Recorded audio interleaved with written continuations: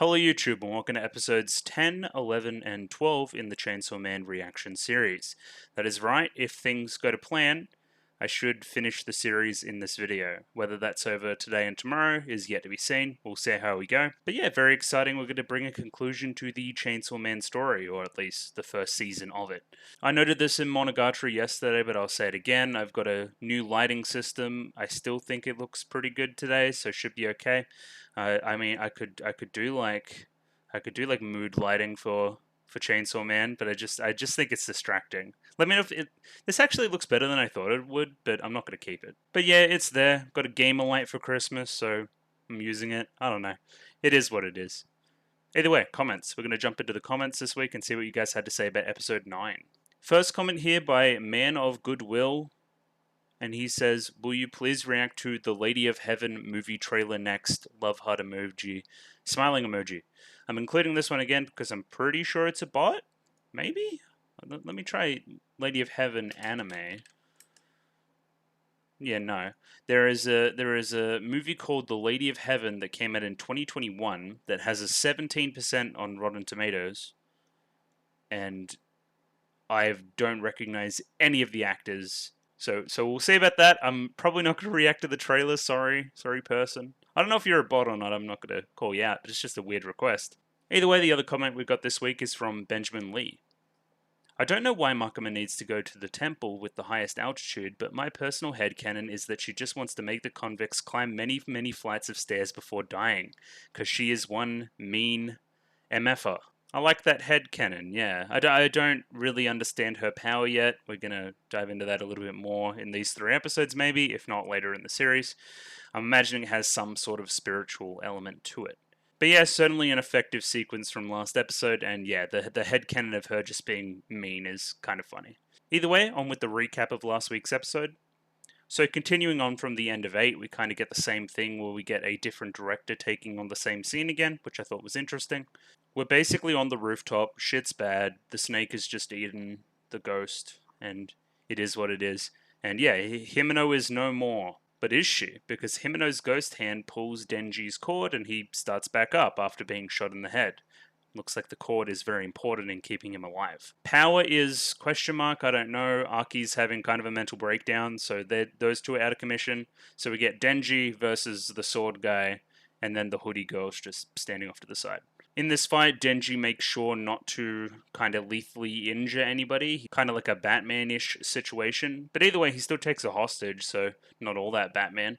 But yeah, they underestimate the bad guys, they don't care about each other, and then he like teleports behind him and cuts through the both of him and the hostage, so didn't really work. Denji is now apparently just the torso, and apparently they're after Denji's heart, so this makes sense. Incapacitate him and take away just the torso.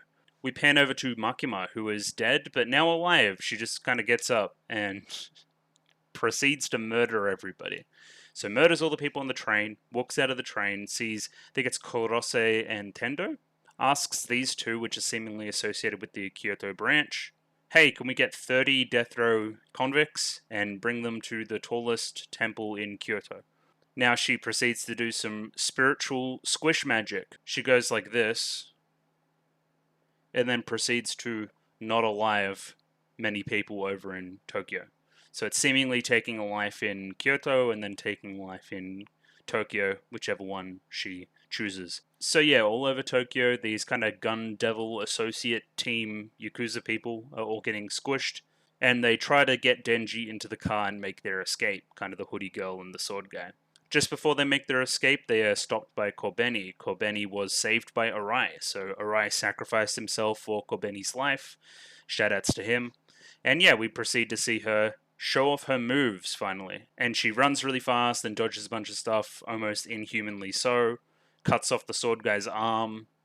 And yeah, basically intimidates them away and saves Denji.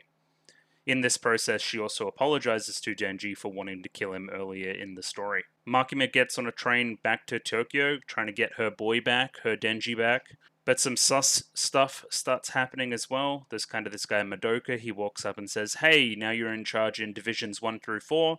All the non-humans that survived, they're your responsibility. So she kind of got a promotion from it. And she also makes some vaguely threatening, secretive actions towards Madoka, as well as Tendo and Kurose, and that's where we end the episode, seemingly setting up more non-human characters that we're going to meet, as well as Tendo and Kurose being part of the story, I think. So predictions. Power? Where is Power? What has Power been doing? Is Power going to say a thing? Are they going to write it off for comedy? Does she need to be brave in this climactic part of the story, maybe? We'll say. Aki. I think Aki's going to be a huge part of what we do going forward, considering we've got the whole dependency thing with Himeno, so there's obviously two sides to that. Losing somebody close to him after losing his family as well. Somebody that gave up her life for his obsession with the gun devil, maybe bringing Himeno to death, essentially. Maybe thinking back on all the times he could have ran away, but didn't, and this is the result.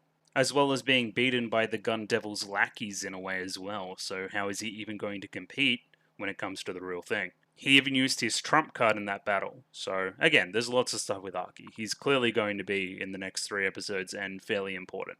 Gun Devil ? I believe this is where we're going for the climax of the season. I think we're going to at least have a battle with him, if not defeat him, we'll say. Denji's legs, I imagine that they're just going to grow back or something like that. But if they don't, maybe he's the legless Chainsaw Man now. That'd be entertaining. Just wheel him around in a wheelchair everywhere. And the last point I'll have is Makima being generally sus, which has been most of the show so far, as well as these new non-human characters coming into the story, probably the ones we saw in the opening, like that shark guy. So, shoutouts to the shark guy already. I like shark guy. Garchomp Man. Either way, I digress. We're going to watch episode 10 of Chainsaw Man just in a little bit. Just make sure stuff first. If you like the video, consider liking the video. If you like the video and want to see more, consider subscribing to the channel. Comment below anything you thought about the episode, anything I can do to improve my presentation, comment below. I'm doing follow for follow on Twitter, so follow me on Twitter if you'd like me to follow you back. Discord, join Discord. Vote on poll to replace Chainsaw Man in Discord. I should have a poll up in the coming days. Maybe? And yeah, all sorts of other fun stuff on Discord. Either way, episode 10, jumping in right now. Rightio, got episode 10 up here ready to go. 25 minutes and 25 seconds on this one, so sync up accordingly. And yeah, just going to give it a 3, 2, 1. Rightio. 3, 2, 1, go. Okay, hospital. So lots of people were injured.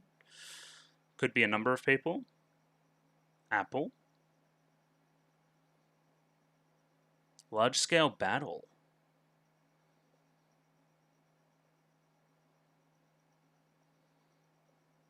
Weird. Okay, so the public doesn't really know. Oh, power. Oh, Arky. Okay. Not so top knot. Hey, look. Oh, it's the reversal of the scene before when Denji was in the bed. Cute. Maybe give him a little bit. He's the sick one.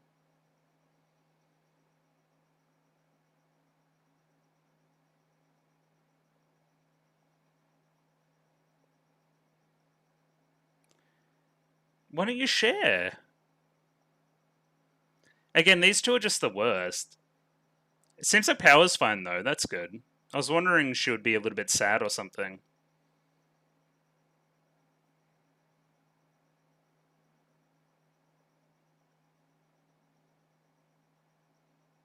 Kobeni?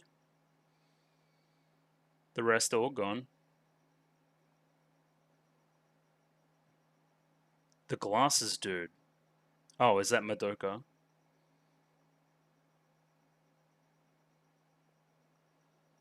Quit public safety. Powie.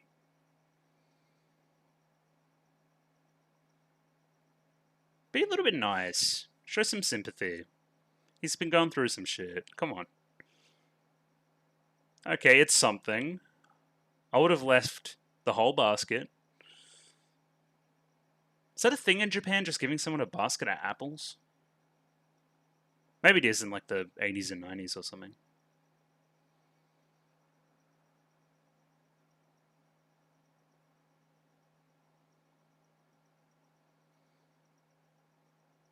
Yeah, does that thing even still work?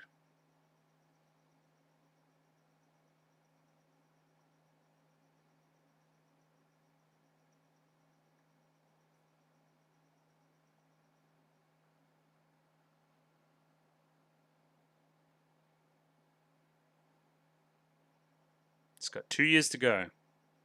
That's not very long at all. So he must have used it in the past as well.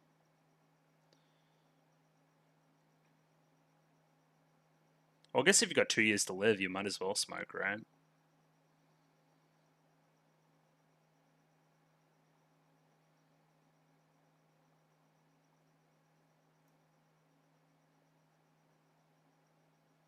The music? Oh yeah, cigarettes, of course. Yeah, alright. I was like, what have we been doing with lighters? Because they showed it in a lot of detail there. Yes.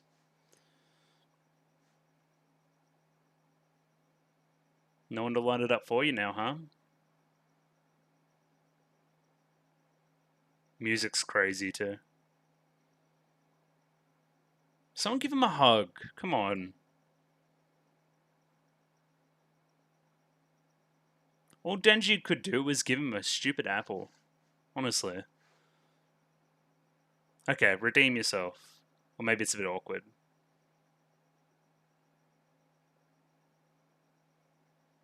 Come back from my manga. Well, they're your work buddies too.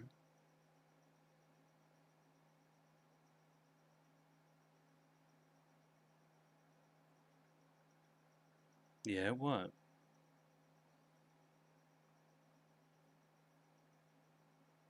Oh, is he getting sad? He's discovering sadness. But wait, his parents died. Of course he knows what sadness is. This is so weird. Yeah, kinda. I would. She loves vending machines.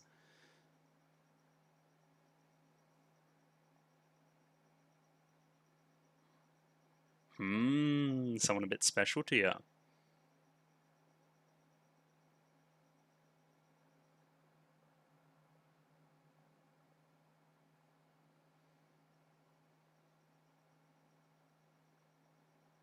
$3. Alright.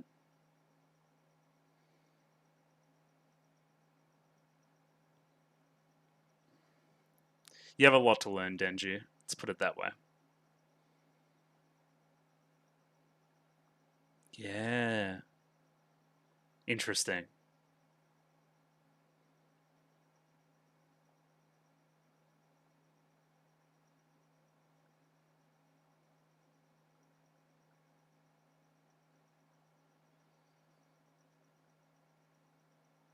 Hello, Kurose Tendo. Can you leave? I'm like crying.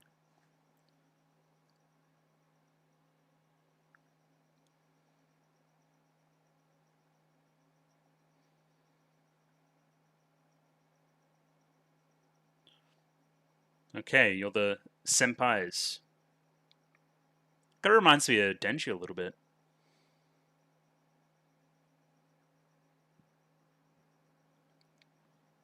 Opening. Bit tonally, bit of a clash there. Very sad scene into banger opening.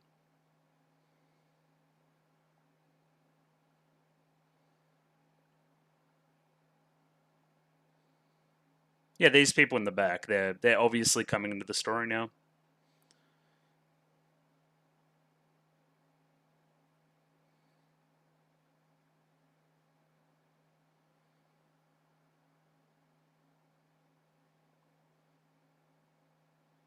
Shoutouts power. Just in general.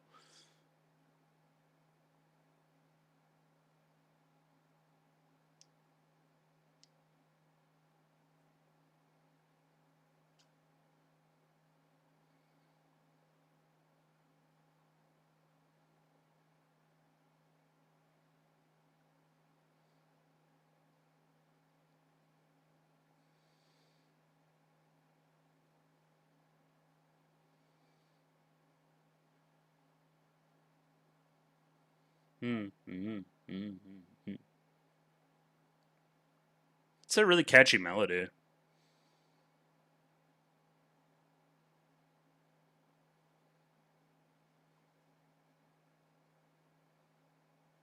Now what? Oh, Makima, hence crows? That's a connection I'm getting.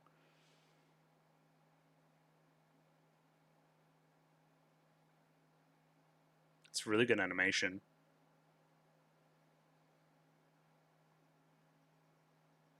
What do we even do? Oh, is this the grizzled old guy? Yeah. Is he at Himeno's grave? That's fucked up.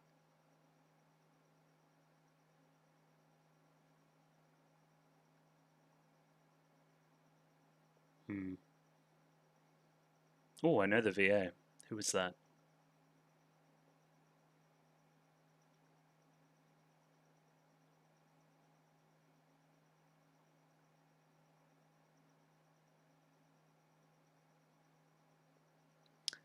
Well, that's like the whole show.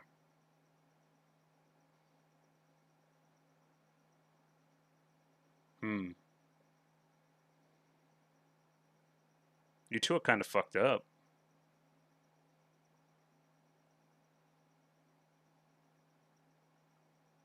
Yep. Mm-hmm. You're not excuse me. You're not sentimental like the others. You'll be good at this.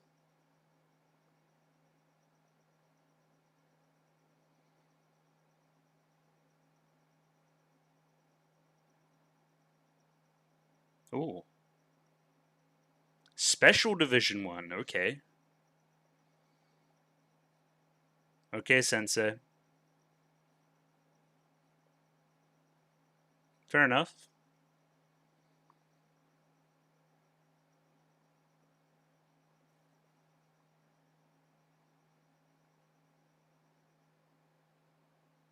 It's a neck breaking cuddle you got there.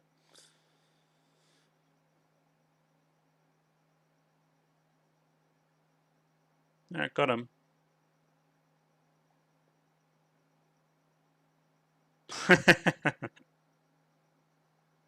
Interesting placement.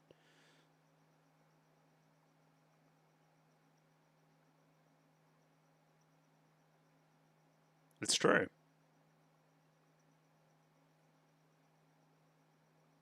Oh, I keep it on me. I keep that blood pack on me. AB positive.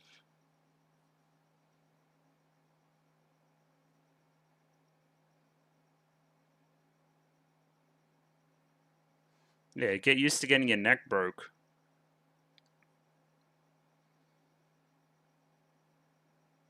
I don't know why either. That is a problem.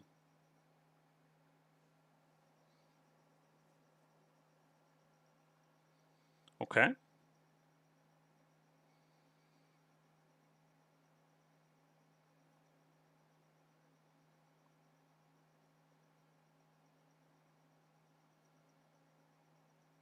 Yeah. So I'm gonna hunt you? Ooh. Okay. And then feeding blood. I mean, it is a little bit of a gonzo plan, but it works. And I think Makima knew that's what that little look was from Makima before. Yeah, you're not gonna beat this guy like that. He's just gonna beat your ass. Yep, gotcha.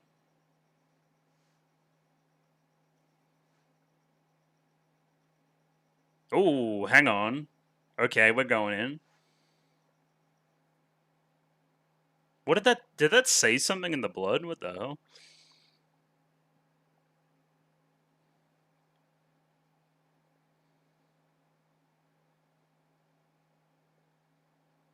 Mostly immortal.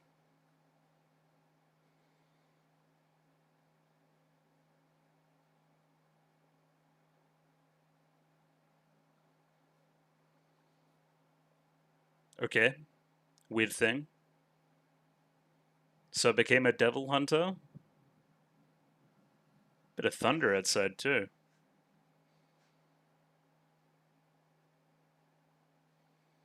I think we got him.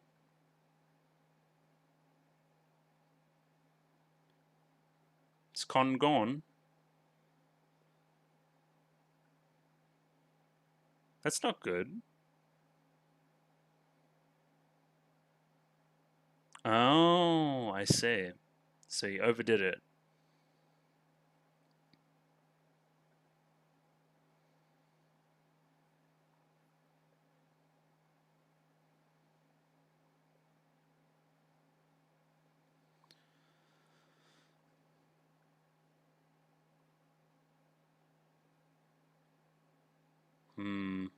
No, I got one more in me.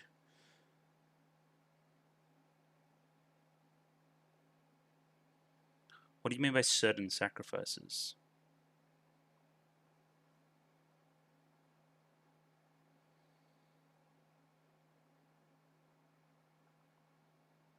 You're too weak.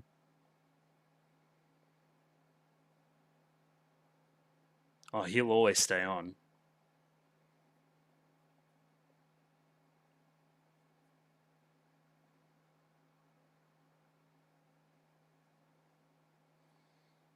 Buddy.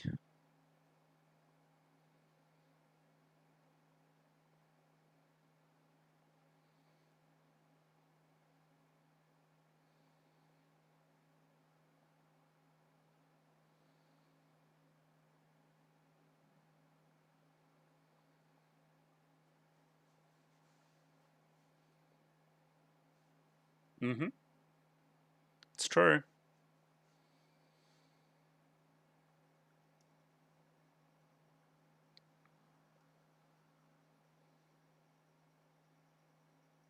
A lady here. Makima? Who is you?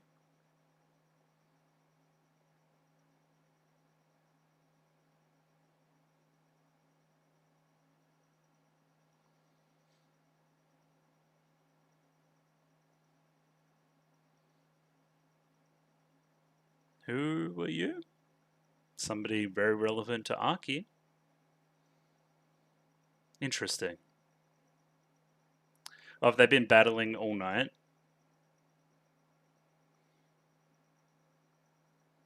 Well, this will get him stronger. It might kill them, but it'll get him stronger as well.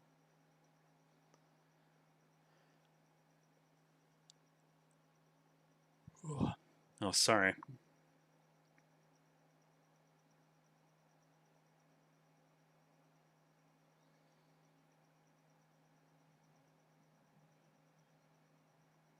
What's he doing? Yeah, beat his ass. Well, that's funny. Beating his head. That'll heal his brain. Oh, it worked!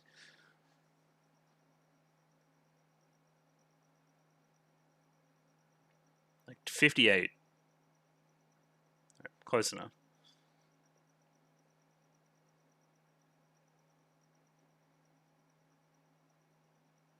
I'll just walk home. She'll be right.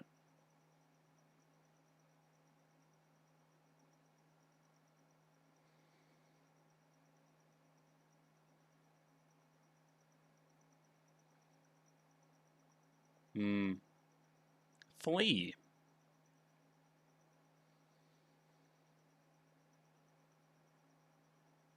For real devil treatment. It's true. That was the whole plot of the early in the season. This actually reminds me of early in the season, actually. Just these two walking together.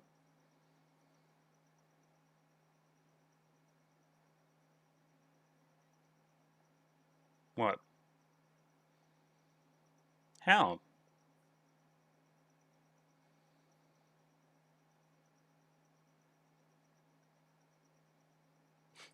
That's not the strong department for you two, though.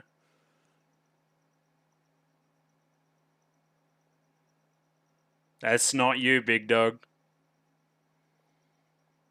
You're not the glasses guy that like pushes him in and goes, "Time to get serious." That isn't you, Denji. 100 plans. This is goddamn Devilman Crybaby shit in the background.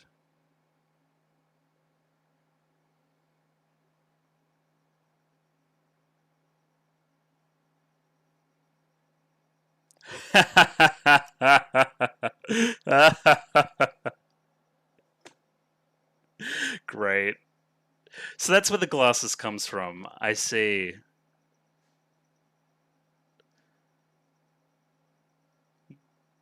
It doesn't. It's not going to work.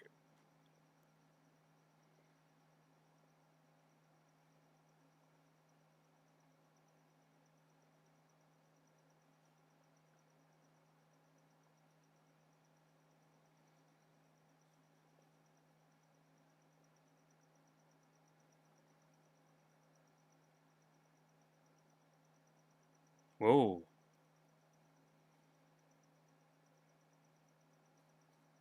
This is sick.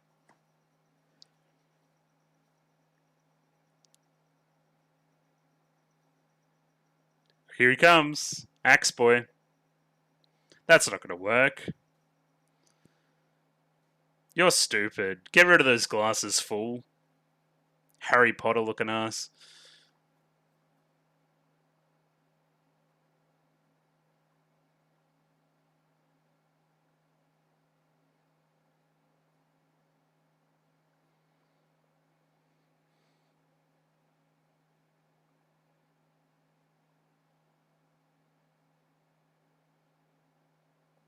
Hmm.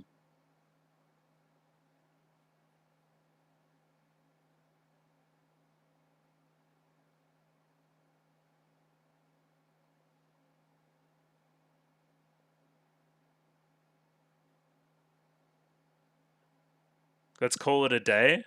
Cute. Nah, she needs some. She needs like some water, like something to eat. Good sit down. Gotcha.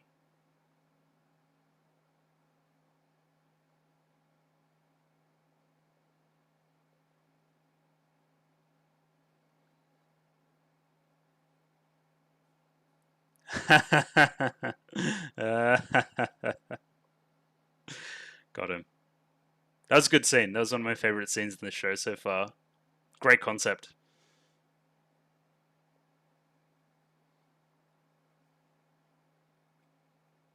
Who is a stronger devil?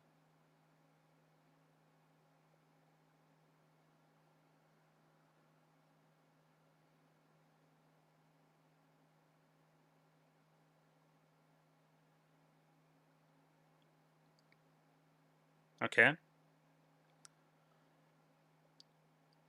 The Steel Mill Devil. No, where we going?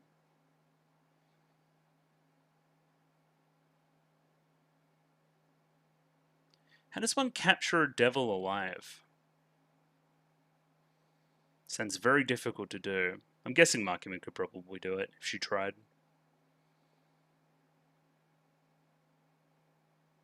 No, but she could have been.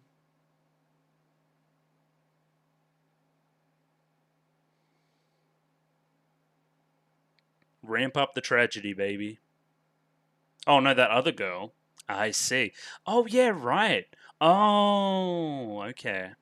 It's kind of like what happened to Himeno in the flashback before. I see. What were the letters?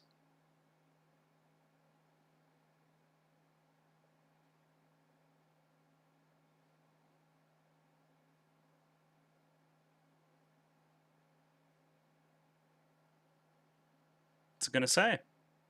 It's gonna be tragic, probably. Can't read Japanese.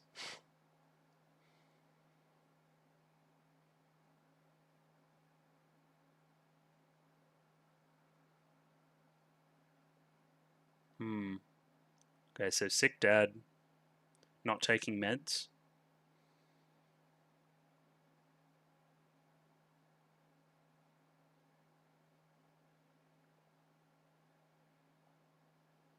Hmm.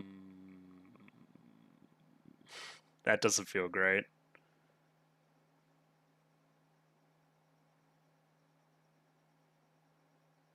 Oh, he's got that swag walk. 108.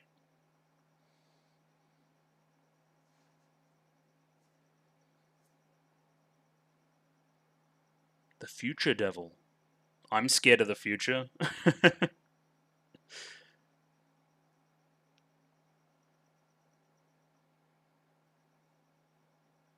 Interesting. Well, if he gives half his life, it's a bargain, because it's only 1 year.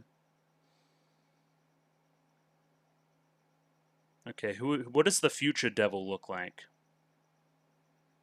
We've still got the kicks on, too.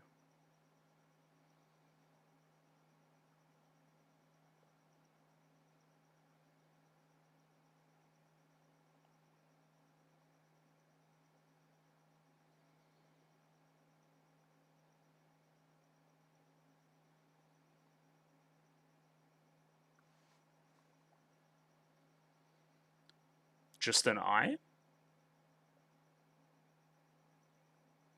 No, looks like it's probably something bigger. Ooh, awesome. Get like really noisy there. Oh, dogs! Look at the dog. Well, this is cool. Okay, so this is evidently like a camera. Unless... I don't even know how they would have started to make this. Very interesting.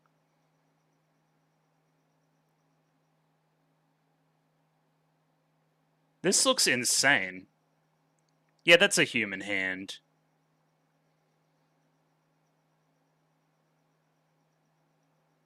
Oh, the song's cool too.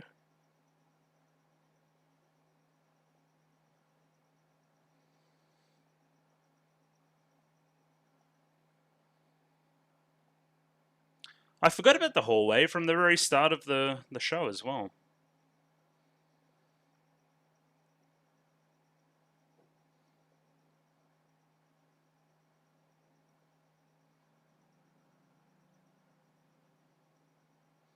Dogland.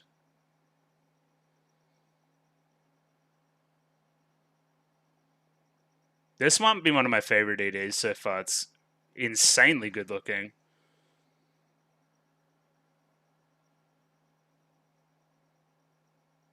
Yeah, I'm sure it's good times on the horizon for sure. Radio, time to jump into a little bit of analysis on episode 10 of Chainsaw Man. So I think in this part I'm going to bring up something that I've brought up before, and it's a real positive about Chainsaw Man and something that I should probably mention more often. Pacing is mwah, perfect. I got two different examples. One is an overall macro pacing.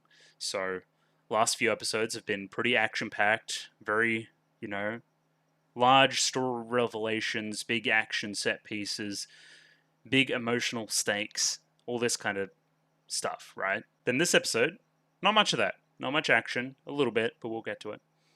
A lot of reflecting, a lot of thinking back on what could have been, and that kind of stuff. It's a bit of restraint, I think, and it's welcome. In a genre that's generally dominated by action, action, action, go, go, go, go, go, I think this kind of stuff is appreciated. The other thing is with the pacing, so if this episode was all that, it could get a little bit grating. It could get a little bit, just make you depressed. Imagine if I was watching this weekly and I just saw this episode and it was all kind of all the Arky stuff and all the Arky Himeno I'm sad stuff. It would be a real bummer. It really would. And I'd be like, well, do I want to come back next week? I don't know what's going to happen, blah, blah, blah, blah, blah. Even though there's a very obvious lead in. But my point being that there's the other stuff with Power and Denji as well. And it's very funny. I got a lot of chuckles out of it. It demonstrates how cool this kind of senpai mentor character is. Still a little bit of characterization there with the whole crazy people are the best devil hunters and that kind of thing. People with a few screws loose. Still following that line there. But yeah, overall, just a really good episode. I'm happy I'm watching multiple episodes. If I did just the one today, I'd be a little bit bummed out, but it is what it is. As a result, I don't know if I have that much to say about it from a production perspective, a little bit from a character perspective, but again, we'll see what we can say. Episode up there, and just going to pause it when I find stuff to talk about. The first thing I noted about the episode was the shot. It's already fantastic. So we have the very old style, almost CRT TV, demonstrating time period. We have the basket of apples. We're clearly in a hospital. And the cigarettes and the lighter on the side as well. It is pretty clear, or at least should have been pretty clear to me, who was in the bed right away. It's pretty clear that the general public has no idea what actually goes on with these devil hunters. They know the devils exist, they know all this and that, but they don't know everything that goes on, because this news report isn't exactly particularly accurate. So I compare this scene here to the one where Denji is lying in bed, I think he tried to kill the two devils in a row, the Bat Devil and the Leech Devil, and then ended up in a bed. And then we had Aki sitting next to his bed, cutting him a little piece of apple, and giving it to him on the proviso that he listens to what he says. Now the roles are switched. We have Denji lounging back in the hospital bed, reading manga, Power over his shoulder, reading the same page of manga, which is a little bit mad, eating one of the apples, not concerned with Aki at all. Just nice little subtle differences there. The lighting's very different too, way more cold lighting, not this warm afternoon that we had in the other scene. Yeah, cute. Clever stuff, Chainsaw Man, I like it. Nice little parallels. So here, you think, oh shit, they've noticed that Aki's awake, but Power actually is just focused on the apple, which I thought was another good subversion there. Again, it demonstrates the point later in the episode, which is these guys don't care, right? Power because she's detached because of obvious reasons, right? Because she's a bit of a lunatic. And Denji because he doesn't know why. He's like, this would make a normal person sad. I've definitely been sad before, but why aren't I feeling this way right now? Even though I had a close connection with Himeno. I think this is demonstrating it too. Normal person would realize Aki had woken up, been apologetic, done all these other things. You know, your typical shonen protagonist would do something like this, I think. Just, yeah, talks to our conversation about character motivation that we've been going on throughout the show a little bit more. Again, I originally called Denji a little bit cold and callous in this scene until I realized that that was the point. He's meant to be. I don't know, for a super mainstream show, I think it's letting enough be up to interpretation, which is cool.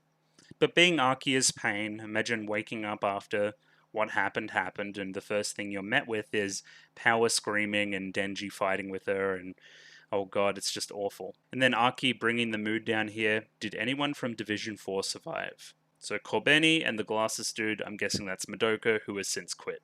So Kobeni. Kobeni's the only one we need to worry about. So my question is, why were they even there? You know what I mean? They say it's to eat the fruit that he got given as kind of a gift, as kind of a, you know, my condolences. And then they're just like, oh yeah, we're going to leave and go see Makima now. Strange. Leaves him with exactly one apple. The apples that he actually owns, I'm going to give you one of them back, and this is it. Again, I know we're paralleling the scene from earlier in the show, but it is pretty cold. It's pretty cold here from Denji for sure. Hard to root for. Well, different to root for, because I root for him in like a comedic, like you're an entertaining presence on screen and want to see you like survive. But as like a sympathetic character, not really. And I think that's the point as well. So, I don't know. Just some things to consider going forward.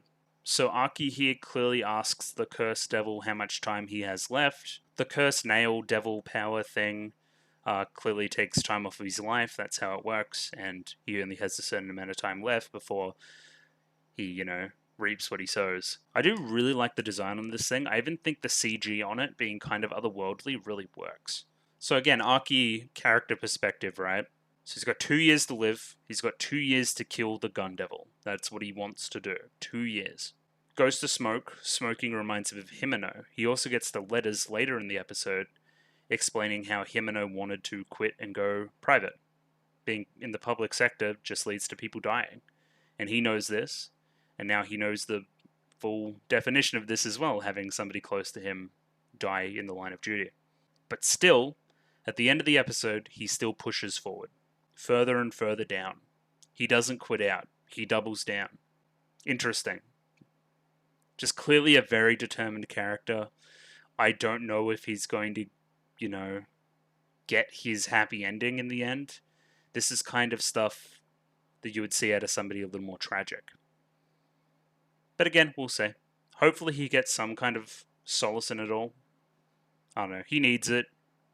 He's a very sad boy. Yeah, and this is the one that really stings when he lights up his lighter for his own cigarette. It reminds him, and by extension us, all the times that Himeno has lit his cigarette for him. Again, I've been through it. Cigarettes, addiction, dependency, Himeno, losing something like that. Contrasting cigarettes that are bad for you with something that was probably very good to you. Contrasting again with a situation, maybe an occupation that is a little more toxic. Clever stuff. I liked it. I like the crush here on the cigarette too. Like he grabs it like that. You know, clearly anguished. This is kind of a funny scene. We probably shouldn't laugh, but he's like, oh god, I just wanted to go back in and grab my manga, but now he's crying. This is what I was talking about before. Denji realizing that he isn't sad. I almost want to call it Metairie, because they're like, a certain character would do something in this situation, and then this character isn't doing it, isn't getting sad, and then questioning in the text why he isn't getting sad. Unless there's a more concrete reason, like his emotions are going away now that he's being overtaken by devilness. But I didn't think it was a kind of a possession thing, like a Jujutsu Kaisen. I didn't think it corrupted, I think it was all just Denji the whole time. My point being, I think it's clever. And it definitely threw me for a loop during the reaction. I like how Power's still in the back there, just still hugely fascinated by the vending machine. I think it's very cute, very endearing. Comparing all the other characters in the show now with Miss Makima. Makima-san. Would I cry if Makima died? He said, yeah, I probably would. I'd be bummed out for like 3 days. And he's like, hang on. 3 days is still way too short for somebody that's the main motivation for everything that I'm doing. Kind of thinking that, hey, my life is so exponentially better than it was before that I still wouldn't have that much to cry about. And then I'm like, Denji, you have a lot to learn, big dog. Like money and food and all these other things, they aren't the be all end all, right? It's the people around you. It's the motivating factor. I mean, that's the classic story, right? But again, we don't go in that direction. We go in a completely different one.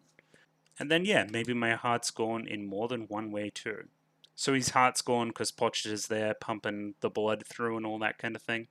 But his heart, as kind of the symbol of the heart, may be gone too. His emotional center, his sense of reason, his empathy, maybe.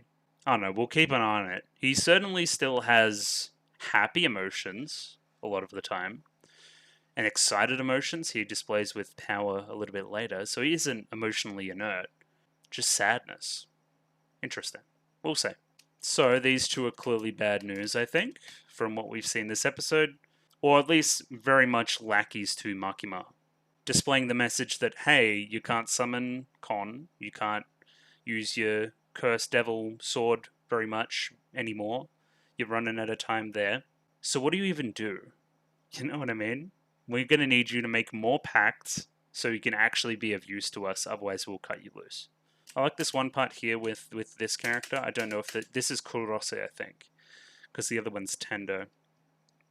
You gonna eat that apple? Reminds me a little bit of Denji in the face there. I wonder if that's intentional. I don't know much about his characters, so it's hard to say.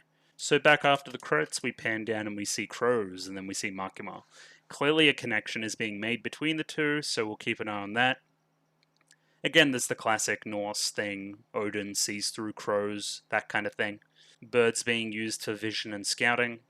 Happens quite a bit in fiction, so not exactly a surprise, but again, if a crow shows up, Makima's probably nearby, or at least doing something. Makima does a bit of exposition here. She's like, we need to strengthen Division 4 because they're clearly after Denji.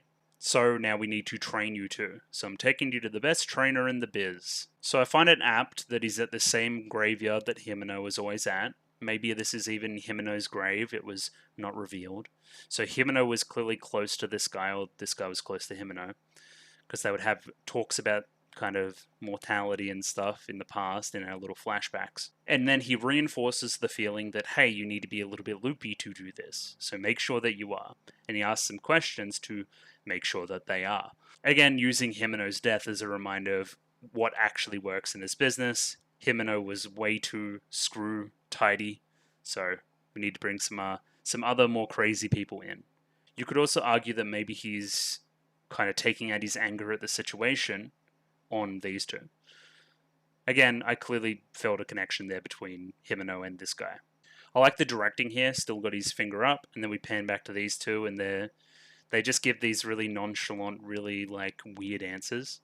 And they're like, oh, yep, you two are perfect. Just the kind of back and forth here, right? Yep, 3 fingers up and then back and forth again.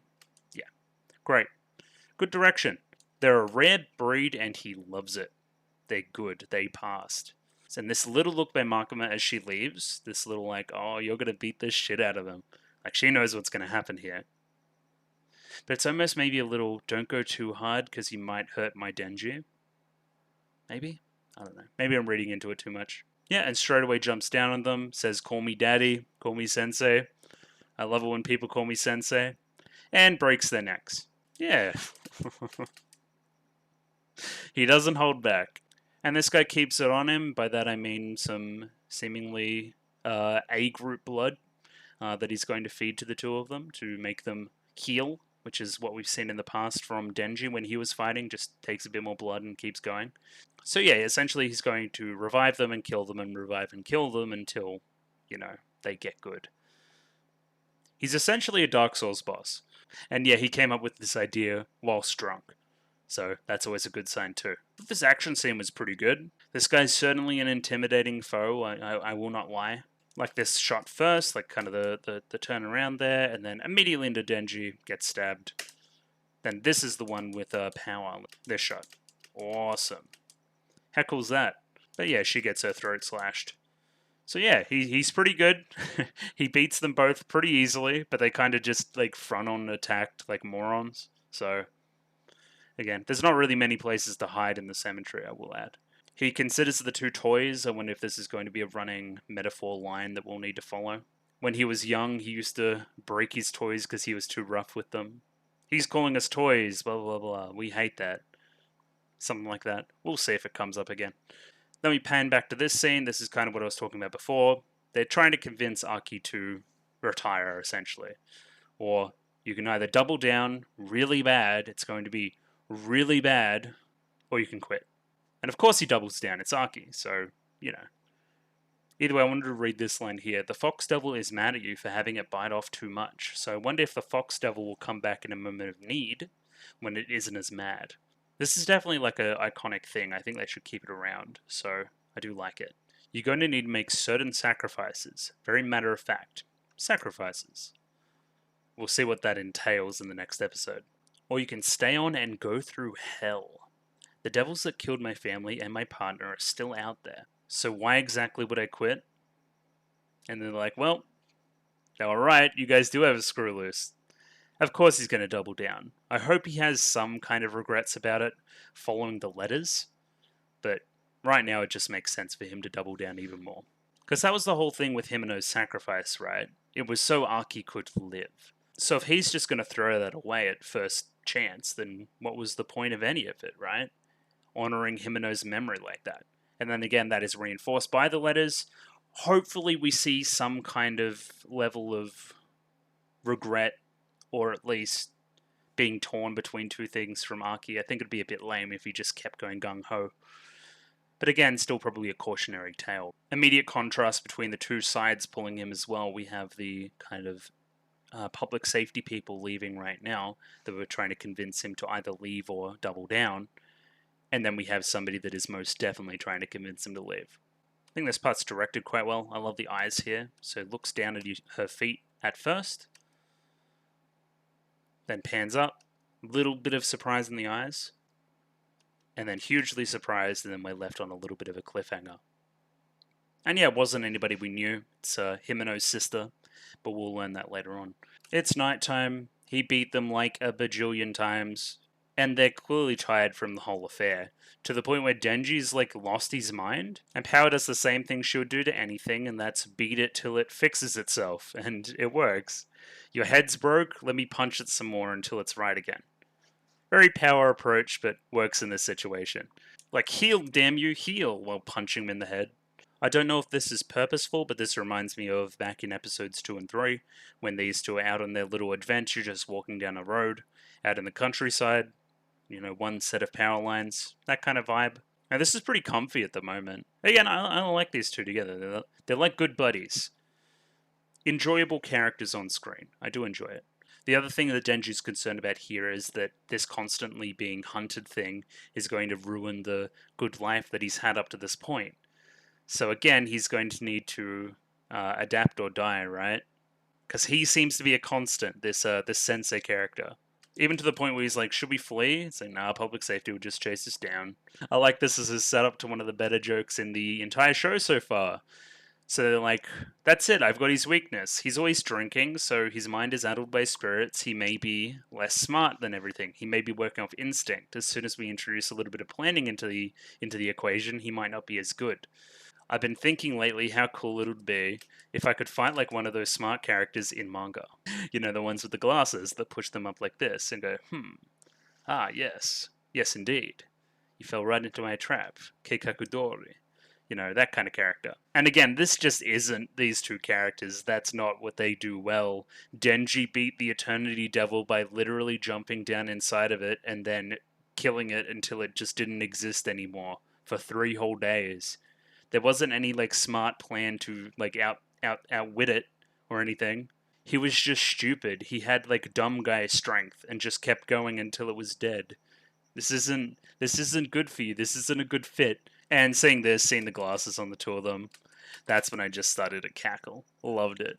Great joke, and clearly doesn't work. So he comes to the door, gets a little bit of a rude awakening here, but is very quick to react. There's even more blood in soda bottles up on the roof, and Power manipulates that down. I thought this was a pretty sick action scene too, how he's like punching all of the different spears. Yeah, just nice use of slow-mo in it too. Pretty good stuff. Really, really, really great action animation. Denji finally strikes, and as soon as he sees somebody wind up this much, you know it's done. You know he's donezo. Also love the touch of him kicking off the glasses. Like, you're not as smart as you think you are, you know? Get those glasses off your head. You don't deserve them. As well as the little crack in the glasses as well. Great little subtle touches, wondering if they're anime exclusive or manga related. Either way, it's just good like scene writing. You know what I mean? Great conceit for a little action scene. Love it. He gives his little bit of criticism, using so much blood, like basically gimped power, she couldn't do anything. And then Denji, you're way too slow with your axe later on, as well as not seeing his attack coming. Okay. Then he's like, that was a good try, let's call it a day, I'm going out for drinks. And he's like, psych, bitch. Gotcha. Yeah, we're gonna keep going. You guys better not stay lacking. Always keep on your toes. Great little kicker for the rest of this little story we have going on with this character, this sensei guy. Do we want to talk about them descending as well? Descending down into the depths of hell to get something, maybe? Certainly a bit of an apt metaphor there, I believe. Especially with the lighting. Really industrial view, too. I said it looked almost like a steel mill or something. But yeah, he's going down into public safety kind of basement where they keep all of the devils that they've captured, and he's going to make a contract with a new one.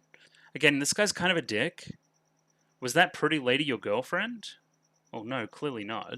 The girl he was meeting with earlier was Himeno's younger sister. Again, this is reflecting a scene earlier in the show where we get that flashback where Himeno is slapped by the kind of partner of one of the partners that has died. This is kind of the comeuppance coming for Aki in that regard as well. But instead of the slap, instead of the blame, it's simply, hey, I want you to see this. I want you to see what she wanted from you, what you've taken away from me. It's no physical kind of damage there, but a lot more emotional. So she didn't berate him, she didn't let him have it, just gave him the letters. I think that's even worse, honestly. It very clearly puts the blame for her death on him, even if he doesn't want it to. But again, this is going to do is cause him to double down even more, I believe. Or maybe get manipulated by this devil. We'll see. I don't really understand what this little dad sick subplot coming out of nowhere is. Maybe it was explained before and I just forgot. But I guess it's like, oh yeah, she was fighting for her dad as well as she had other things going on. It wasn't just Aki, but Aki was a big part of it. I don't think it's a good idea to keep working here. We should go private. How do I get Aki to quit? I brought it up and he just brushed it off. I was trying to be serious too. Yeah, that sucks. That sucks to be Aki for sure. But still, this really determined walk after it though. Or maybe it's a wavering walk. I'm not quite sure what they're trying to say there. I feel like room 108 is something as well. Just hang on a sec. No, it doesn't seem to be anything. I thought it was like a devil thing. Maybe that's a different room. I don't know. So meet the future devil. I am scared of the future, so it is a good devil. Should be very strong. Other people in public safety have made contracts with it, and they had to give up a lot. So let's see what you have to give up. It's being a little bit predictive. What would Aki have to give up that's worth something to him? I really don't know. I could not tell you what he would have to give up at this point. Kind of has nothing left to lose. Maybe something to do with Makima? We'll see. And for now, the design on this guy is just an eye.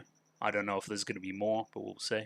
And then we jump into one of the most insane looking EDs I've ever seen. So we've got kind of this really strong filter over it, a lot of white outlines, very staticky, and these realistic pieces put in the environment, right? So we've got the dogs, very obviously not animated. A lot of the background, I think, is half and half. There's some stuff that is, some stuff that isn't. So we're putting like realistic elements into an animated scene.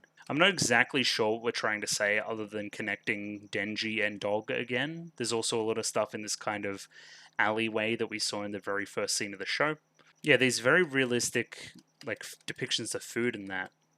And then the handing of the lollipop and then Panda Makima. Interesting. But a gun to the head from the sensei guy, I'm guessing, maybe? Or maybe that's the other guy, the sword guy. I like how the song changes here too. We get a little bit more of a poppier, more conventional chorus, I guess you would say. Kind of flipping and flopping between these two styles. I think it's cool. Very cool song.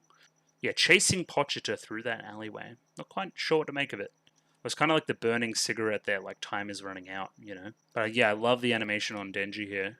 The line work's really cool. Very fluid. And the shots they get are like pretty good too, actually, honestly. Like the camera's going crazy. It's moving all around the place. Great looking stuff. And then yeah, this very hopeful scene right there at the end. So he was kind of in this labyrinth with the dogs and then runs his way out and finds his friends. And as I said right there at the end of the reaction, I don't think this is how it's going to go. I think, yeah, I don't think all three of them are going to be okay in the end. But we'll see. We'll see what happens. Yeah, and now onward and upward with episode 11. And then, yeah, I'll probably definitely do 12 tomorrow. Mostly because it's hot as balls in my room right now, so we'll see how that goes. Either way, episode 11. Rightio, got episode 11 up here ready to go. Let me pop that up on the screen. 23 minutes and 55 seconds on this one, so sync up accordingly. And yeah, just gonna give it a 3, 2, 1. Rightio? 3, 2, 1, go. Alright, straight back where we were. Even a little bit before. Classic. Classic Chainsaw Man. Focus on the feet this time. A little bit more of an overhead shot. This one's way better at building kind of the foreboding atmosphere. That Kubrick zoom again.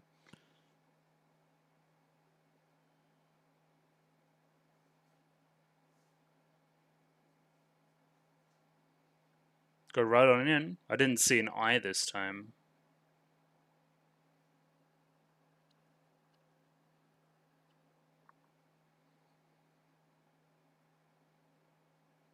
Okay, eye is still there.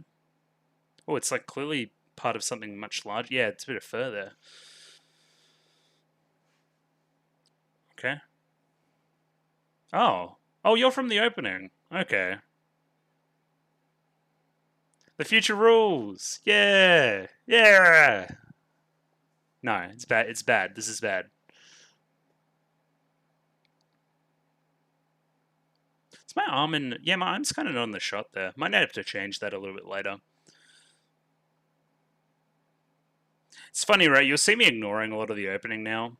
Mostly because I've been watching it a lot on my own time. So I'm very familiar with what happens in it and what the song sounds like. So...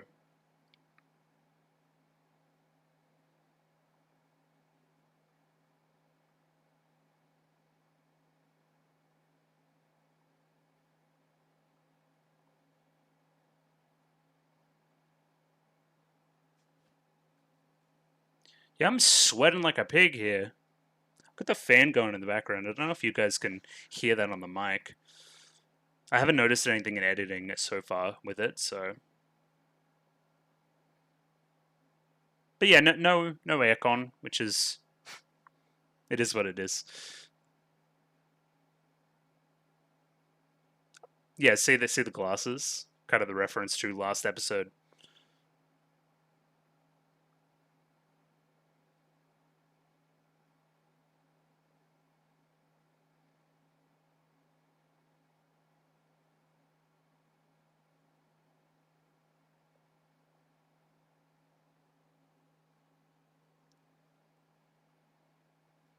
I kind of hate this guy. Very business.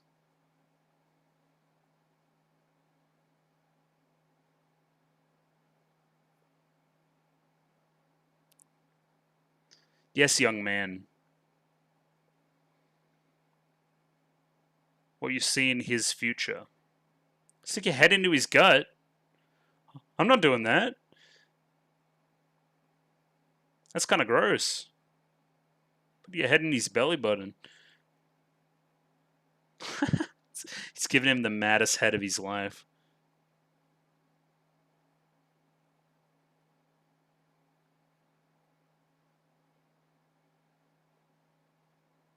Yes.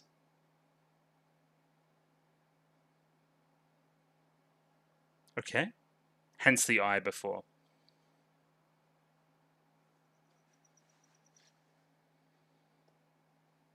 Yeah, what does that mean? Your death in the future is really good.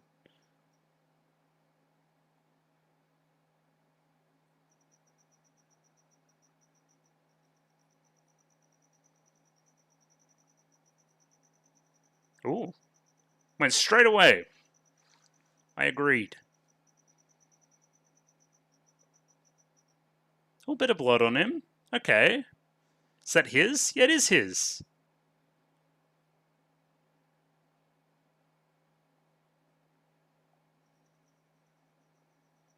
Hooray! They did it.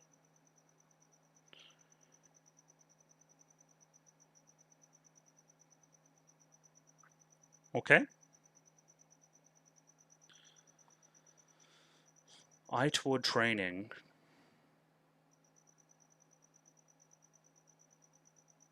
Oh, we're gonna go hunting. Interesting. It's very quick.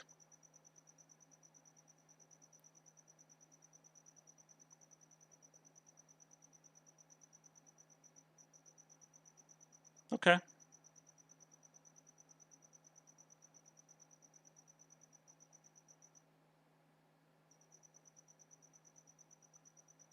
Thanks for beating me.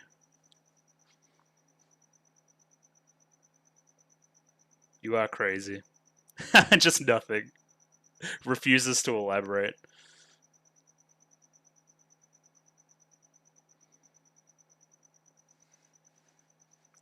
Very business, Makima, aren't you?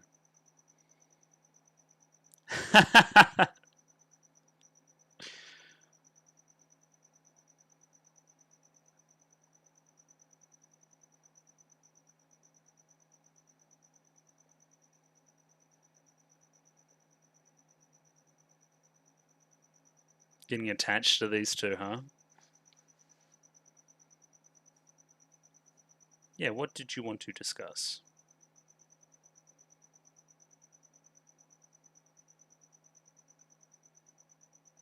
Hmm.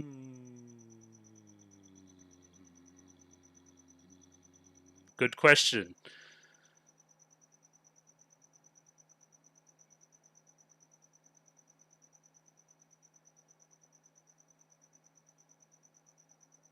Hmm.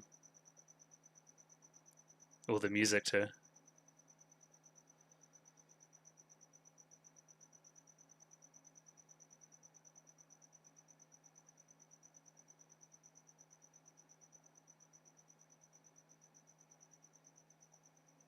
Interesting. Yeah. A little smile. Okay. But then what happened? Okay, is this the Yakuza people? Yeah. What are the guns gonna do?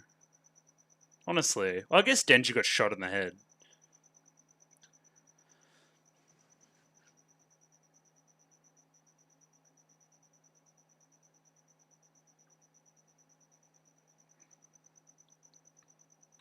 Interesting.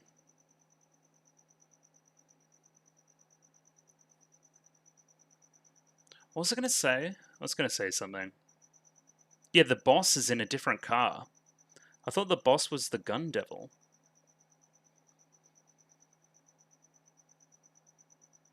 Bitten.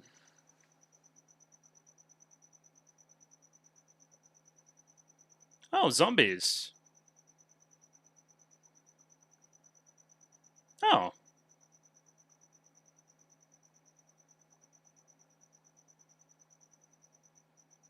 it's true. Yeah, let the zombies get loose again. That'll be fun.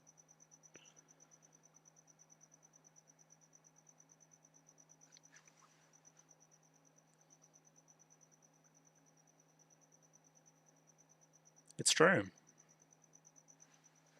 Yes.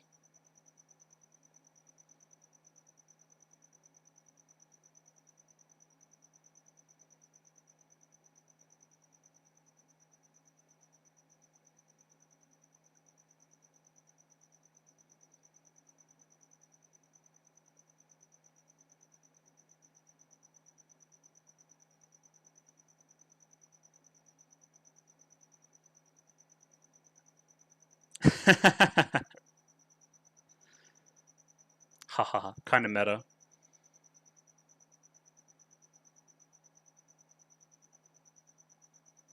Yeah, I kind of hate this guy. It's kind of a real piece of shit. Based.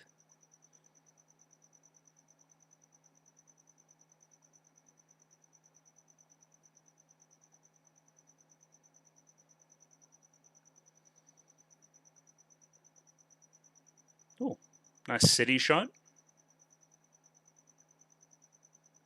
I couldn't keep going any other way.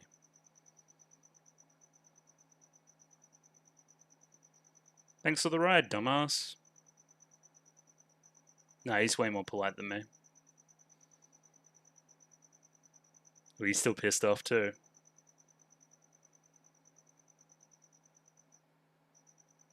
Okay. Redemption.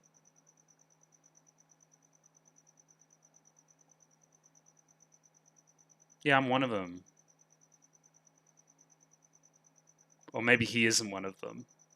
Again, that's what Himeno implied earlier. Hmm. Are we going to see these other characters that were in the opening? Or like not? What is this?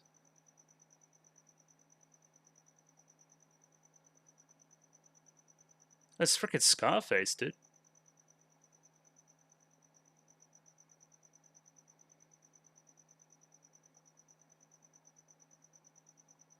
Sawatari.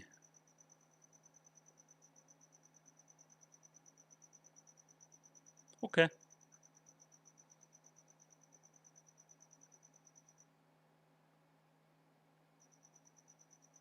Okay.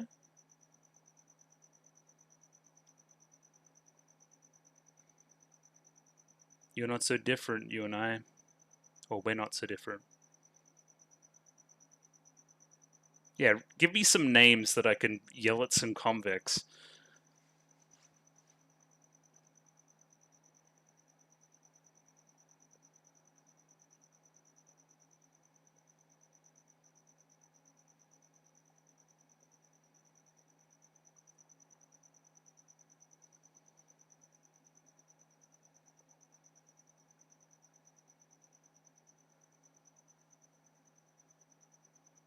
Hmm.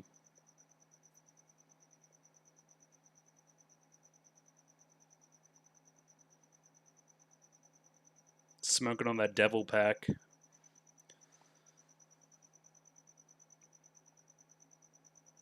do you mean by this?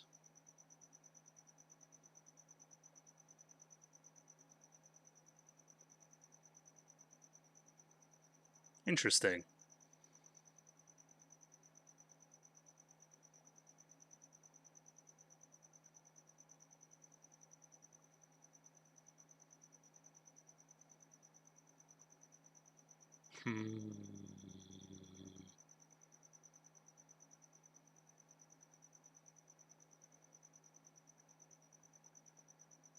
Is that what you reckon?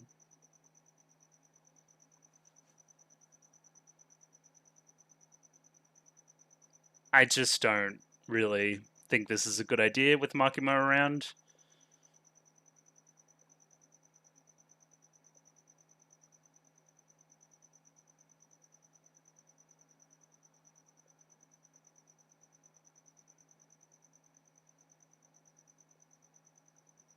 That'll do it. The eyes. It's a bag of eyeballs.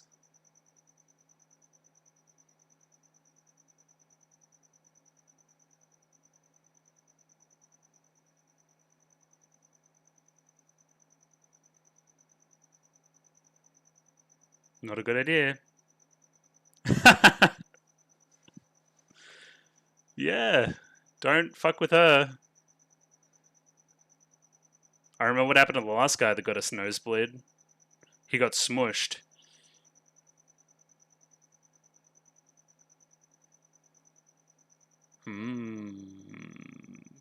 It's funny because evil is a word that I would use to describe Makima.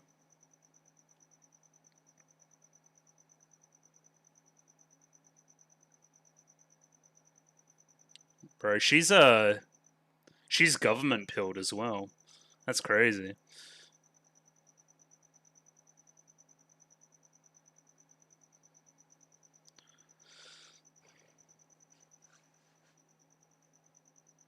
Okay. No, you're not. Interesting. Oh, Kobeni's back.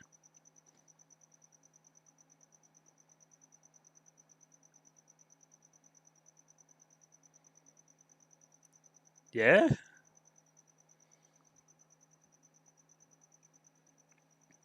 She's even got her shirt all the way tucked in. She's serious business today. Oh, he's kind of cool. Look at like the straps for the sword.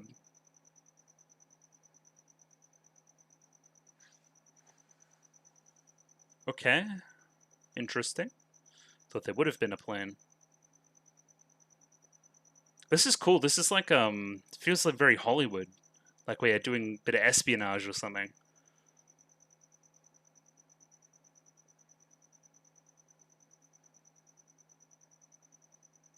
Oh, Kishibe.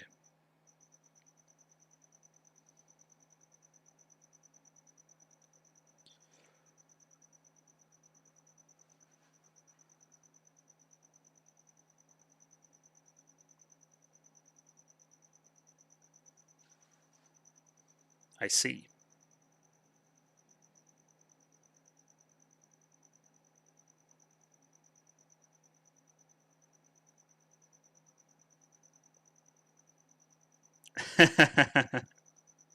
This is the people. Yes. Hello, Shark Boy.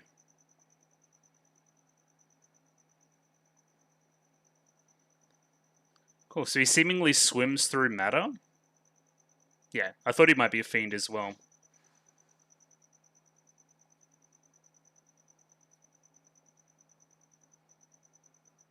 He's cool.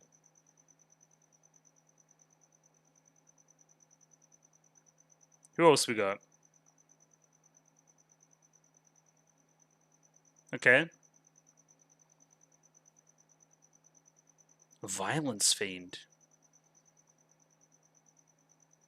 With the plague mask on as well.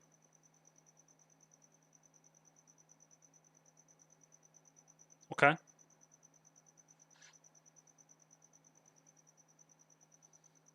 Ooh, sorry. Yeah, you're creepy too. I don't like you at all.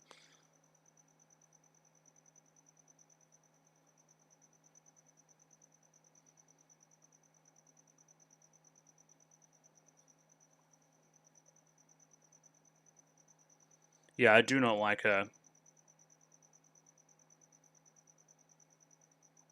And the angel? The wings? Oh, not so angelic. Why are people scared of angels?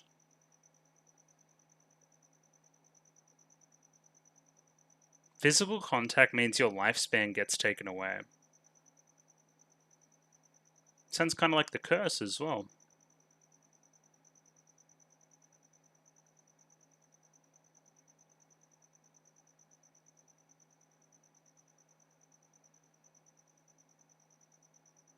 I like how they're just murdering zombies. The violence guy's cool, he just like goes for it.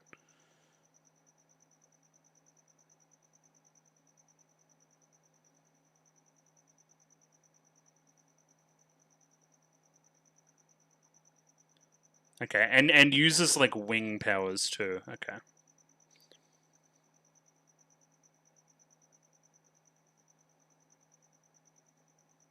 So they're like fiends and devils and other people, right? Okay.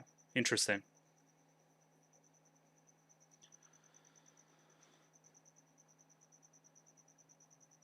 Okay.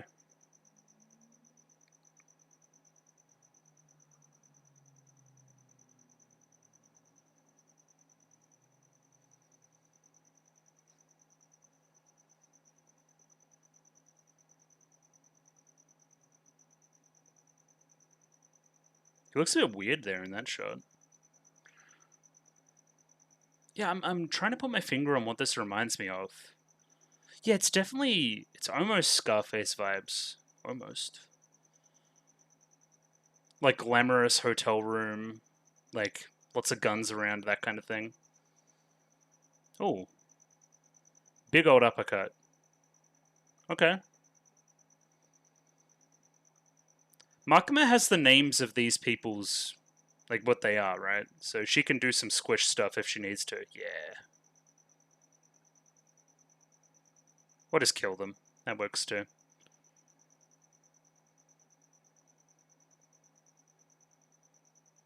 Oh, out of the eyes too. Didn't like that. Yeah. She did it. That is one bad bitch. Yeah, it's very, very video gamey almost too. Like we're climbing up and up and up, right?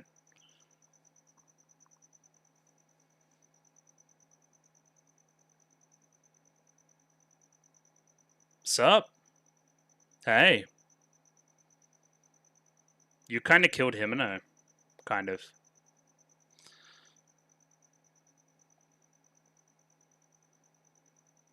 You also, she like revives people too, which is kind of insane. She's gonna run out of nails one day.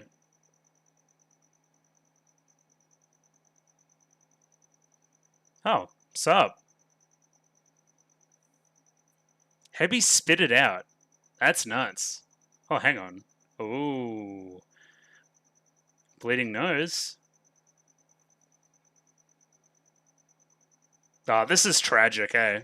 Making him fight the ghost. Almost like he's fighting what Himeno stood for as well.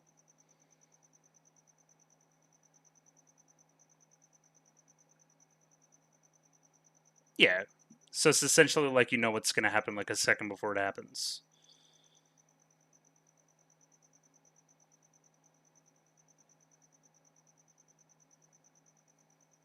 Somebody else had this power in something as well. This kind of time, like, could see a second ahead and react accordingly.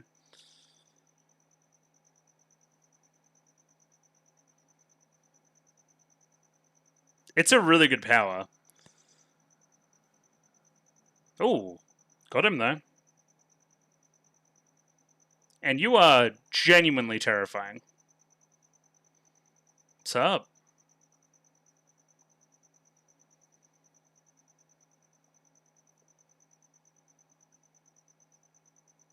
What is going to happen?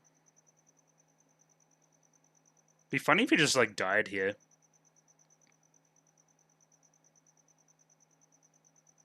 Maybe he did.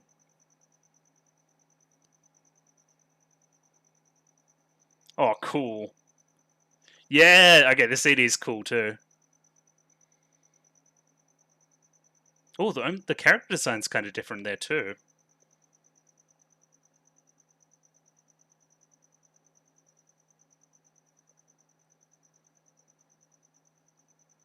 Yeah, this is awesome.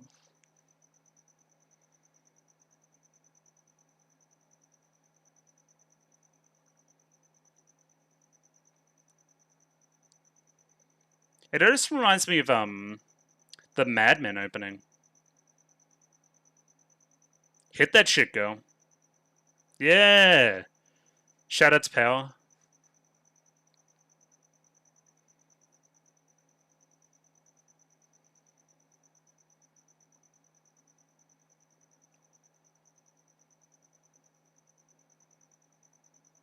Yeah, I mean, this is just cool. Like, what do you want me to say?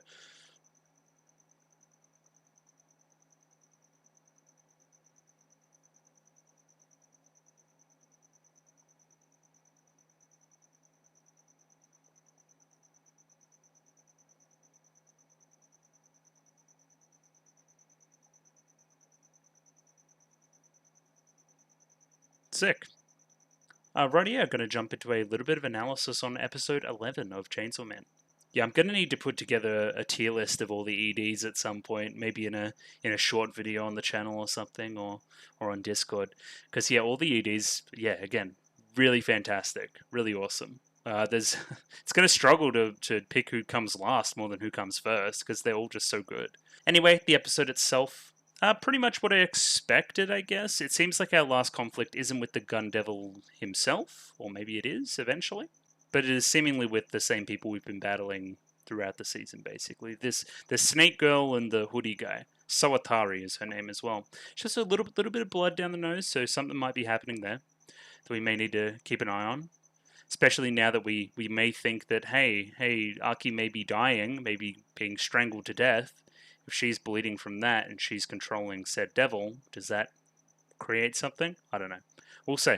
But essentially, we're just following Aki going down a darker and darker path, essentially, right? Sacrificing more and more parts of himself for more power. I find it funny how the thing he had to sacrifice was merely one of his eyes, right? Because all the other devil wants to do, or all he's saying he wants to do, is that your death is really entertaining. I want a front row seat. That's kind of fucked up. I think that's really cool. It's a bargain for Aki too, but because he doesn't really want to know what his death is, so it's going to be a surprise to him as well. And then the future devil is going to be like, oh, yep, this is it. Get the popcorn ready. I don't know. What was the other part of this episode? I guess we have Denji and Power succeeding a little bit more with their training, which is cool. But other than that, there was the car ride. There was Makima being a bad bitch, being one intimidating ass motherfucker. But other than that, I think I'm just going to get the episode up. We're just going to go through it and see what I can say. So we start with a very similar thing to what we've been doing, kind of the redirection of a scene we've already seen. This one here, it's way more foreboding. Like this high angle shot here, intimidating, predator-esque shot. And then this almost Hitchcock zoom here. Yeah, the swing door open to the completely dark room. Last time we just saw the eyeball. We see nothing this time. Again, another overhead shot, predator shot. Again, clearly a more sinister tone heading into here. Clearly something we don't want to happen is about to happen. Clearly something is afoot. Something is hiding behind what the characters can see currently right now. Yeah, clever directorial stuff. That's the second time I've said it today, so it must be directed okay. I like how we subvert that too with what the devil actually is. So it turns out it's the weird dancing guy that we've seen in the opening the entire time. So that's cool. He almost reminds me of that guy from Jujutsu Kaisen. You know the one I'm talking about. One of the bad guys. You know. If you know, you know. Yeah, kind of this real tree-esque design. Obviously has been living for a long time, hence the future devil.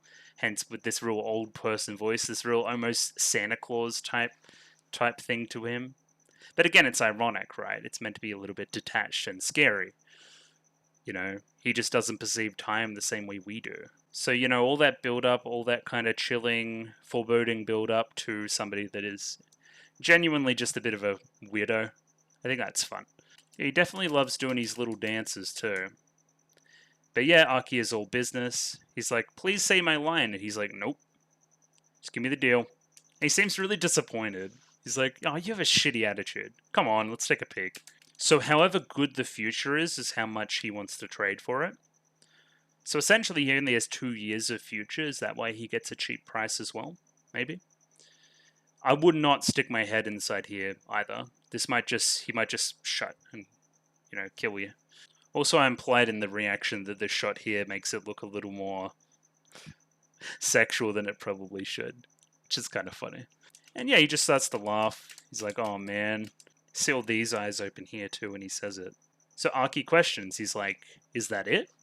It's like, well, yeah, the reason is your death in the future will fucking rule. So he's like, oh, it doesn't matter. Sweet, awesome. I don't care if I die as long as my enemies are dispatched. So this is a mutual, pretty good relationship right now, it seems, between Aki and the future devil. It seemingly improves his fighting style when he's doing all of these kind of like ninja dodges right there at the end. Pretty good. I can't. It's on the tip of my tongue what movie they're kind of referencing with that big tower and the Yakuza as well. Kind of these mafia types. Can't pick it up. Comments appreciated. So our sensei here, his name is, it's later in the story a little bit. I can't quite think of it at the moment. Something bear. Anyway, sensei, he gets a little cut on his cheek, and I think this is why he rewards them. You get full points for your moves on that one. You were able to cut me slightly.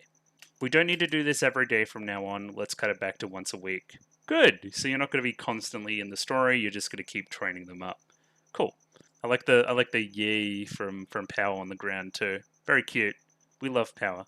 And then he just drops it. He's like, oh yeah, so tomorrow we're going to do some like real combat training. We're going to take out the Snake Devil Woman and the Samurai Sword guy. Kind of revenge for Himeno. It's going to be the new rollout of Division 4. It's funny here, Denji even ends up thanking him somewhat for training him so far. Which is, you know, a little bit Stockholm Syndrome-y, but sure. But yeah, it's all for Makima. Which gets him to thinking about this conversation with Makima that he had. He says that he finds them annoying. When the hunting dogs I train end up dead, I find myself drinking more.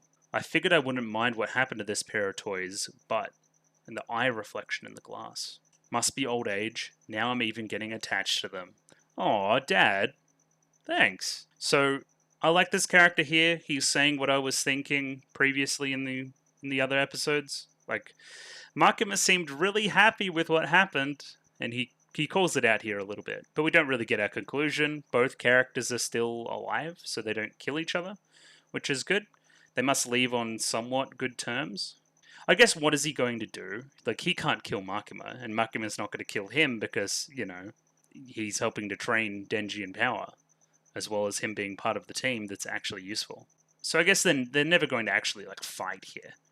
Yeah, and here he calls it out. You knew it was going to happen and didn't try to stop it, right? And then she's like, I came under attack too, remember? It's like, well, you're not dead, are you?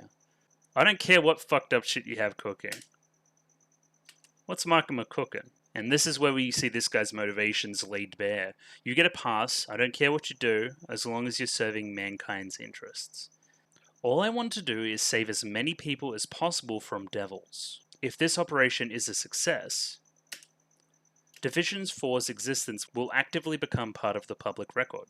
That'll give us more freedom and we'll be able to save even more people from devils.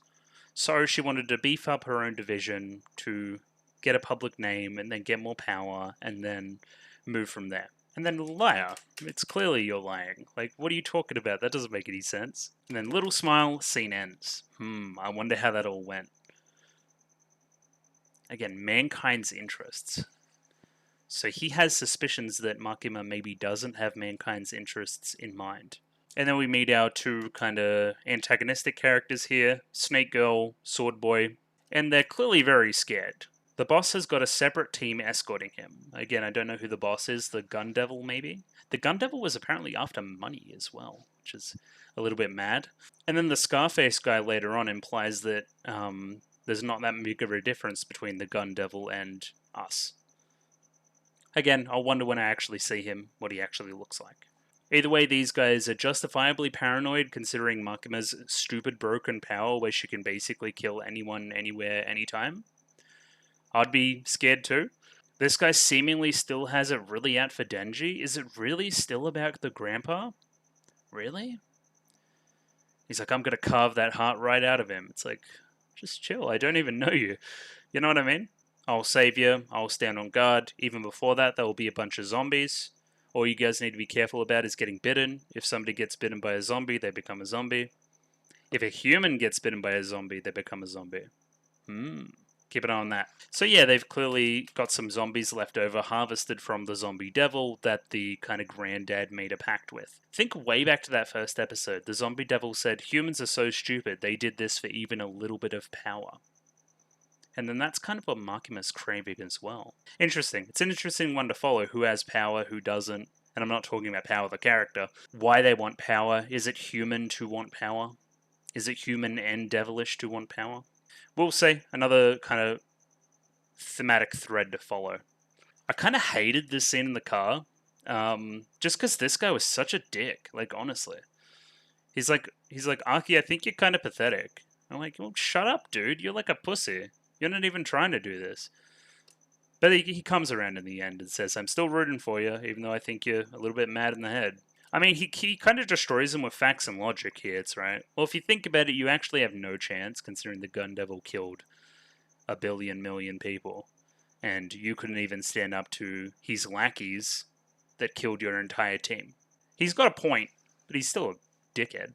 So it's his difference in kind of motivation between all these different characters, right? Himeno wanted to kill the Gun Devil as well, but still wanted out. At the end of the day, she still prioritized her own life over killing the Gun Devil. These guys, same. They're like, we still had beef with the Gun Devil, but we realized that us ourselves, standing up to it, we had no chance. All we can do is coach those around us to succeed again in the future. And this team right now, they ain't it. So we're going to bide our time. That's kind of his point here, I think. But Aki's different, attacks it head on. Kind of like Denji as well. But Denji for very different reasons. Like some kind of manga character is very meta. Because he is. He's like your stereotypical cool shonen character, right? I think they're calling it out a little bit here. I mentioned at the very start of the series that I think he reminded me a lot of someone like Sasuke. You know, whole family dies, I'm very serious, I have black hair that is sometimes tied up. Well, Sasuke doesn't have black hair, but you know my point, right? Even compare it to Fushiguro, is that his name? From Jujutsu Kaisen? Very similar again, you know, a cool guy, very, you know, above it all, very, you know, job focused, begrudgingly acts in accordance with the more chaotic members of the group. Kind of like that. And yeah, they're kind of putting a lens to itself here, like saying, hey, yep, we are this. But he doubles down. He's like, I don't care anyway. I don't care what you say about me. I don't care if you say my character's a little bit rote. I'm still doing this. You could even argue there's something in these two chauffeuring him around and not, like, he's picking where to go. Like, they're not in control of where they're driving. They're merely just doing their jobs, where he would be driving the car normally. You know what I mean? Maybe that's a bit of a stretch. But just the difference between the two in the front and back seats. I think the shot's kind of mad with the buildings. I don't know. I think they're CG, maybe? Yeah, seemingly CG. But the background's nice. I like the sky. It's still the same, really, I don't know what you would call it, almost washed out color scheme that Chainsaw Man has going on. A lot of blues, a lot of really light blues, a lot of really harsh grays, like really, really bright standout grays. And a little bit of red on it every now and again. Don't really see your very vibrant pastel-y colors, is my point. Definitely has an aesthetic it goes for. Does actually remind me of the 90s now that I think about it. And this is his little redemptive scene. Hands him the can of Coke, says I'm rooting for you. So here's one last bit of advice. Everyone in Division 4, they're crazy. In Tokyo, they're all crazy. So watch out for yourself. Kind of the same realization that Himeno had about Aki. He isn't this deranged weirdo freak that all these other characters are, right? He's still very much himself. And that person, he does not have a screw loose. You know what I mean? He's very tightly wound up. So he's not going to survive. Interesting conversation there for sure. Again, doubling down on Himeno's whole theories about Aki. And as he continues on, he's even fighting the manifestation of Himeno herself with the kind of ghost devil.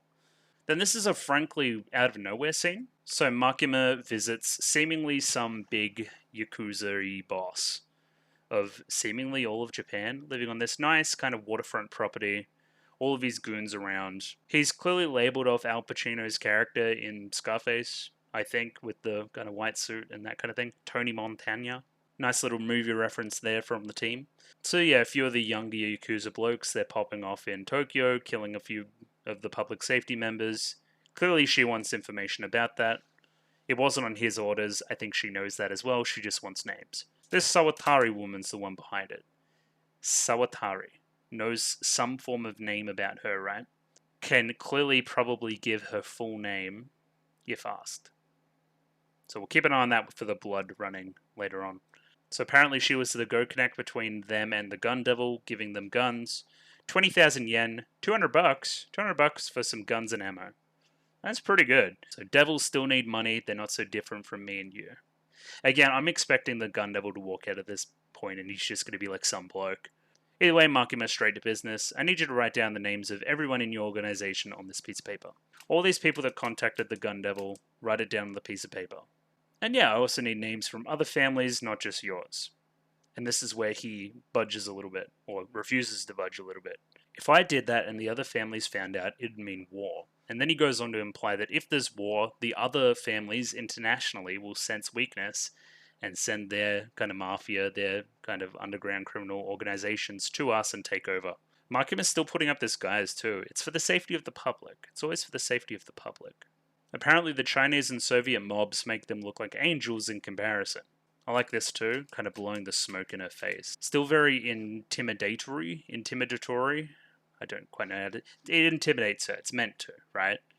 But she doesn't budge once. That's not Makima's style. If she coughed, he'd be completely out of character. I heard there's a lot of uneducated types in your line of work, so maybe you just don't get it. And then they all laugh. And then she's like, psych, I got some eyeballs, and they belong to your friends and family. So we can repair them. You just have to give us the names. So I wonder if what she says, or what he says will actually happen, where the mob families then go into a bit of a war, and then we do get some international stuff. Because there was implied Soviet stuff from that scene way back in the day with Makima and her higher-ups, right? So maybe they impact the story in some way? We'll see. Maybe it goes international. I like the direction there too. Just kind of panning through everyone's faces as she goes through the different parties that she has eyes of, and then their eyes. I have their eyes. Then zoom in on her eye as well. Just, yeah, clever stuff. I wonder if it's the manga that they're copying that's just that strongly visually, or it's a little bit of directorial flair. I just wonder which. And at the whole time, she's got this very soft voice, very calm, you know, always in control of the situation, Makima. Always in control. This guy goes to punch, she glares at him slightly, and passes away. So, she's pretty strong. There was no necessary true evil unless the nation itself is holding the leash and maintaining control. Yeah, she's mega government pilled. Like, really, really big. I don't want to imply some things about her certain political stances, but they're... yeah, listen, we're not going to go there. But yeah, the all-important line there, leash, we're kind of latching onto our dog metaphor there as well. How she has the leash around Denji. She also wants the government or public safety to have the leash around society as a whole. These two have a plan. We're going to kill as many of them as possible and steal Denji's heart. Sounds good. It's not going to work. He keeps going, I'm going to kill Denji. So clearly there's some kind of fight brewing between this guy and Denji in the next episode. That's what you would think would happen. Kobeni's still scared, and then Denji's like, well, just go home then, because I'm feeling strong and powerful after my training. I noticed something about Power's character design here as well. No hoodie. She's got the shirt tucked in. Serious business time, you know? So we go from that guy upstairs saying, I'm going to kill Denji, to I'm going to slaughter Sideburns, man. Great, laughing, kind of yawning and laughing, to I hate this. Great. This guy says no plan. The entire special division goes in.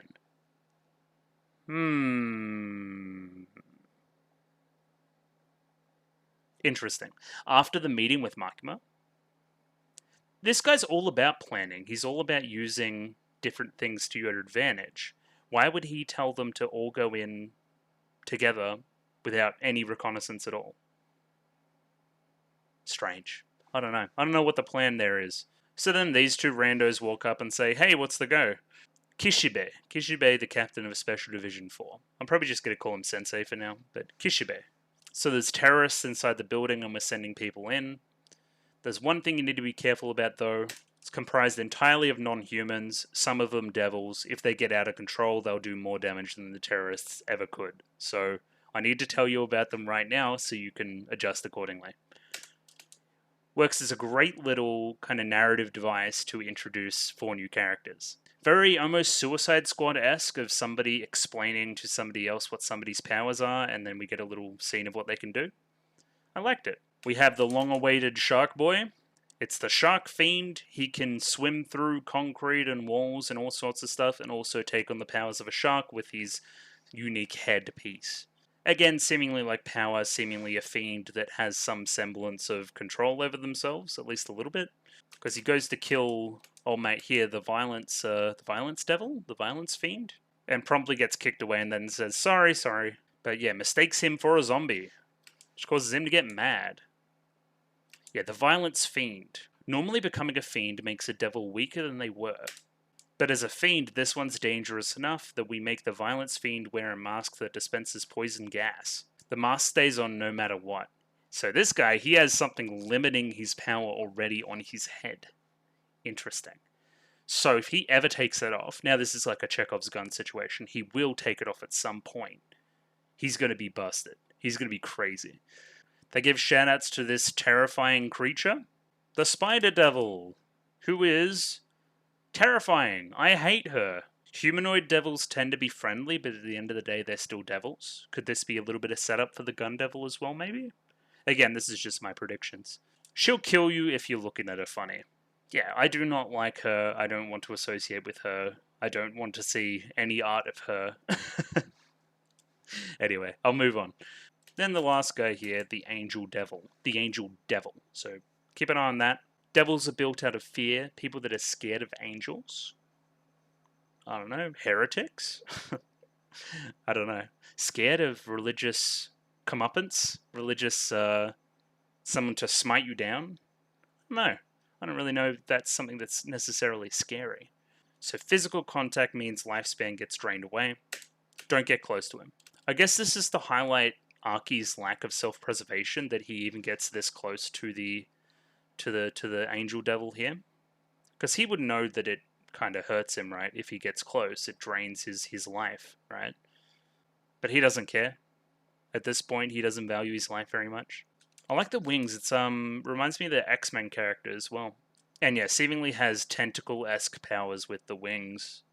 And his character is really that he's kind of bored about everything. So we'll see how that goes. It might get a little bit grating. They're not my favorite type of character.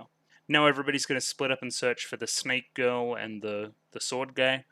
Kind of leaving the fiends and the devils down below to do all the dirty work with the zombies. Maybe we'll end up with some zombie devils, I don't know. Like a zombified fucking spider lady. That'd be terrifying. So this is where we get a little bit video gamey, where Arki's just pressing forward, up and up and up, trying to find the final boss. Bunch of red shirt dudes keep popping out of the frickin' walls. But yeah, because he has that little bit of time manipulation now, he can see when the bullets are going to hit him and react. But perhaps not 4 at once, but he doesn't need to worry about that. So as we see the blood, we're like, great, Makima's got her way. So she now knows the names of all the Yakuza chuds. All the red shirts are now, like, done. We don't need to worry about them anymore. Makima's going to take care of them. Great shot here of Makima too. Just sinister. Love it. Then we lead up here. We get to kind of our final confrontation-esque. Snake Girl, Aki. Sawatari, I guess we're calling her as well. Snake spit it out. So clearly, the snake thing that she has can spit up any other devils that it eats and take control of them. But she is running out of nails very quickly, so see how that goes. Either way, He's fighting the Ghost Devil. I've been through this. It's kind of a manifestation of Himeno, of Himeno's wants for him, of him to stay away. But he continues to rush in anyway. Also highlights the power discrepancy even more. Again, the Snake Girl easily dispatched of the Ghost Devil, and now the Ghost Devil has taken Aki out here. So, think about it from that way, you stand no chance against the Snake Girl. But, little bleeding nose, I don't know. Makima might have gotten away. Again, Makima and this chick seemingly had some history too, so we'll see where that goes. Pretty damn good action plays out here. I love how he dodges. I think it's very smooth and fluid. Clearly somebody that knows something ahead of time and can react. Just very creative with the arms as well. They can come from any which direction, and yeah, he just kills them. And yeah, the sword play is great. I love all the twisty turns he does. Great scene. Blue blood, very effective. I love the background. I think it's very ominous. So he may be a little bit stronger, but that's all. He still can't take out a devil like this at full power. Gives the demand, choke him to death, and yeah, that is what proceeds to happen, apparently. Aki's definitely dead. I don't think he's dead. I think the Snake Girl, like, faints or something, and it creates an opening. I think that's what's going to happen. But we'll see. Like the zoom in on the eye and the little blur as we head to the ED as well, like he's losing consciousness. And straight into violence. Violence is awesome. I had heard about violence being good before this episode. I'd heard about it when it aired. It kind of blew up on my Twitter a little bit. But yeah, it holds up its end of the bargain. It's really good. I love the song. The kind of black and white style really suits it. It's just awesome. It's just an awesome ED. Very action movie. Can't really tell you much about the influences, but yeah, just awesome. Little bits of CG here and there, but you know, it all looks great. Like, you can't complain about this. Little character design difference on Makima there, though, which is a little bit sus. The dance here on Power is amazing. Yeah, great. Oh, the spin there. Woo! Yeah, they're going off. I guess you could say it's very wide. It's very larger than life, right? It makes the characters central to it seem like the most important thing in the setting right now. It's kind of water-esque technology aesthetic, I guess you would call it. All these different pillars coalescing into one point, all the different threads of the story so far meeting in the final episode tomorrow. I love the lines here too. Yeah, again, like fluid technology, I guess we're calling the kind of visual idea here. Almost blood. Yeah, maybe blood technology. And yeah, that's it. The ED was awesome. Loved it. And the episode itself, yeah, pretty good. Obviously an interconnecting one. We're going to pop off next episode. But yeah, Aki is seemingly spiraling a little bit. Denji has some beef with the sword guy. Power's going to keep being Power. Makima's being sus. Not much has changed, but it's still really good. Hopefully we see these new characters show off a little bit. Maybe that's a future season thing where we expand out the cast a little bit more. I don't know. We'll see. Either way, I'm going to stop it here for today, and I'm going to watch the next episode tomorrow. Should be out all in the one video and finish Chainsaw Man as it stands right now. But radio, catch you tomorrow for the next episode, for the last episode of Chainsaw Man. Hello, hi, I'm back. It's the next day, and now I'm going to record the last episode in the Chainsaw Man reaction series. Very excited to see what's in store for the conclusion here. Pop that up on screen there. And yeah, we're basically immediately where I just left off, where Aki was being strangled by the Ghost Devil. So, I don't believe Aki is going to die. I think that would be a bad end. We might do some Himeno stuff here, that'd be more interesting. I talked about that a little bit yesterday, the Ghost Devil representing Himeno and all these other things. Either way, we're going to jump right in. And yeah, just 3, 2, 1. Ready? 3, 2, 1, go. Okay. So similar thing again, just like redirection of the last little scene there. And then yeah, fade to black. Okay, so now what? Yep, okay. Exactly what I just said would happen happened. Oh, this is just tragic.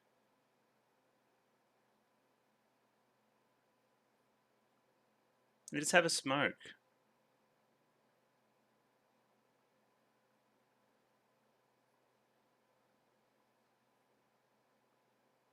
Everyone says that. Bro, we're going straight in with the feels, though.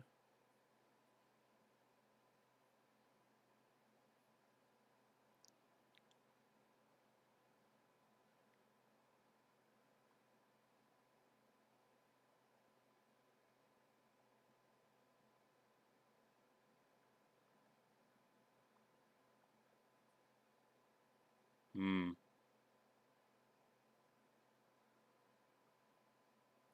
Ready to develop an addiction. Yeah, man, I agree.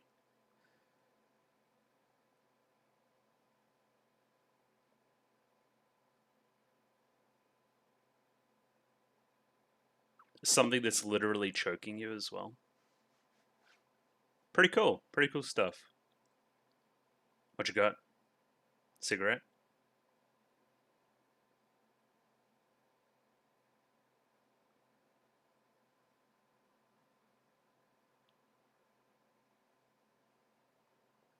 Oh, this is great too. Okay, if it's a cigarette, which it is, it's like the separation between devil and human, which we've been talking about as well. Didn't plan for that, did you, Snake Girl? I didn't even see this coming. This is crazy.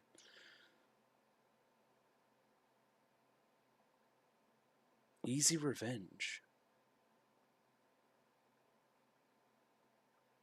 What did you mean by this?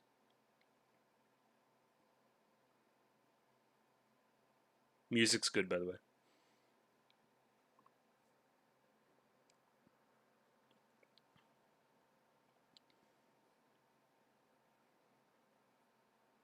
I see. I'm walking straight through. Sick.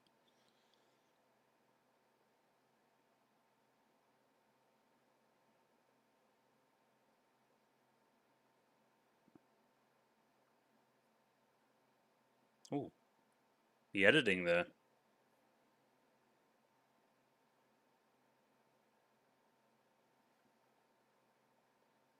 Oh, I didn't think it would do that. Very interesting that he still killed it.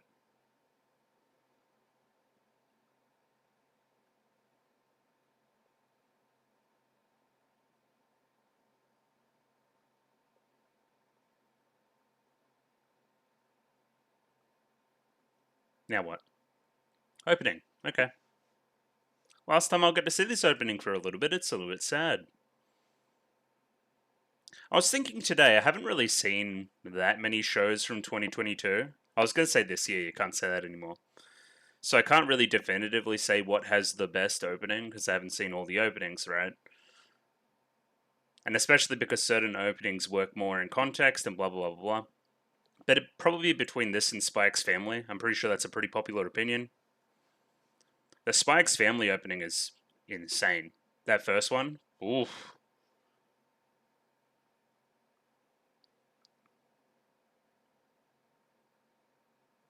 What even else has a good opening?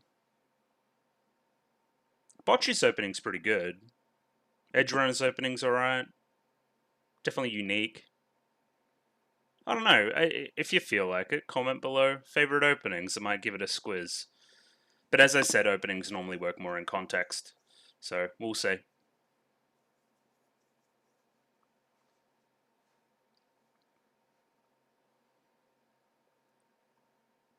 I don't know why, but I really wanted to see a fight with a giant ball.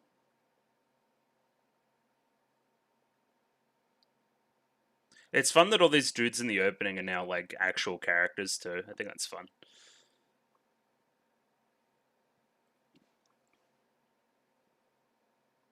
So now what are you going to do? Are you just going to murder this girl? Or she knows where the gun devil is, I guess.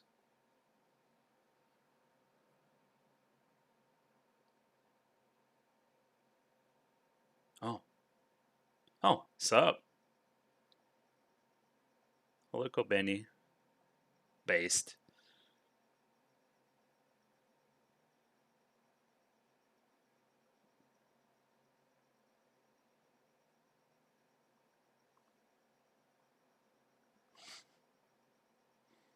But why else? It's a good reason. It's a bit of a weird scene, just kind of stopped. Alright, what are you two doing? You two psychos. I mean, Denji has to fight the sword guy, right? Don't eat the zombie flesh! Power, what is your problem?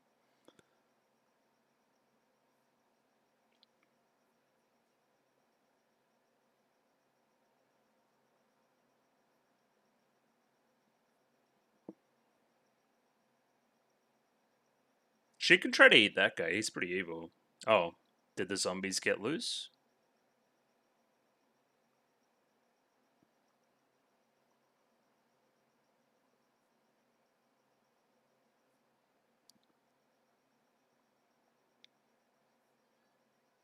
Yep. Never tell Power not to do something. She'll do it.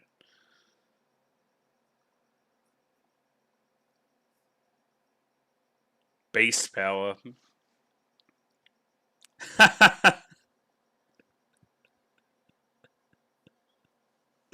That's good. Oh, tall guy.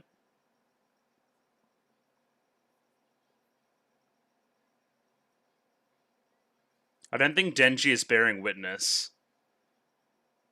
Yeah, Denji's gone. Funny. That's pretty good.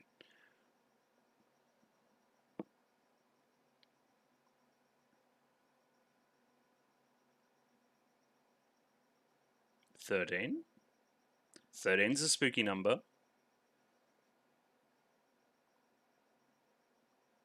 Yeah, this is almost giving me like Empire Strikes Back vibes too. I don't know why. Don't believe this evil man.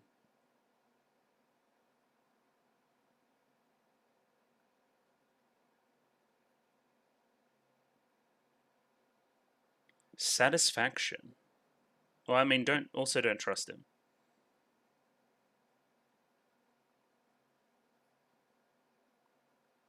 Nakama.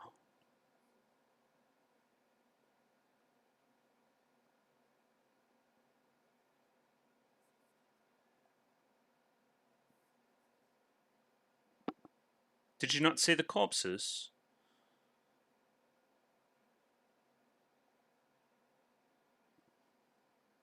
Mate, I used to be human too.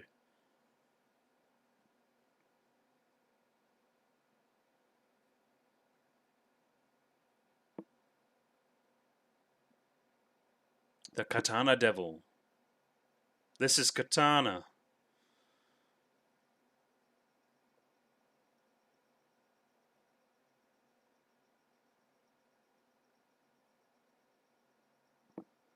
This is, yeah, continuation of the thing from before with Aki. Just let us kill you. No, I don't think I will. Yeah.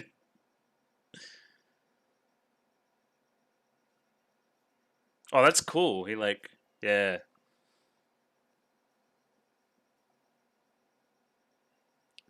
That big old barker there too.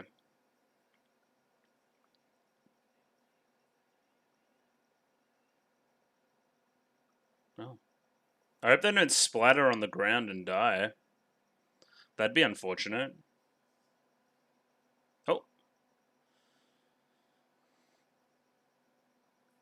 Oh, yeah, they're animating the shit out of this.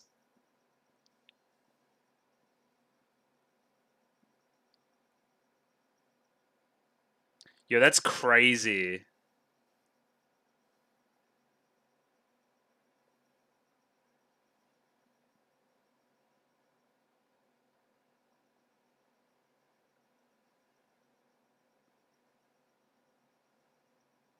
Oh my goodness. Look at that. Hello? Okay, Mappa. Okay.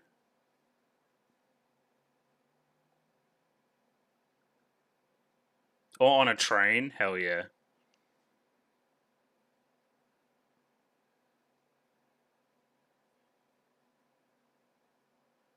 Well, you're also fighting to find the gun devil to have sex with Makima. It's very, simple.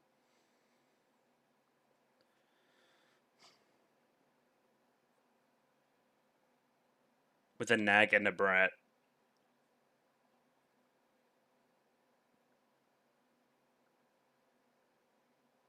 You reckon?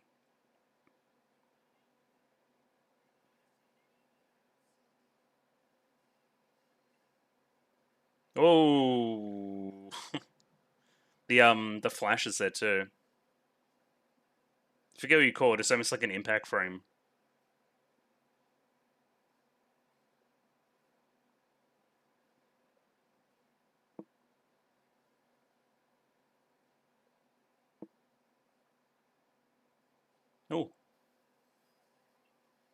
Oh, civilians.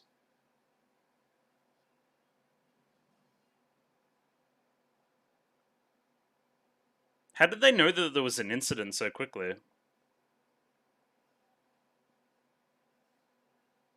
It's very classic action movie to have a scene in a train like this. Oh, he's gonna do the teleport.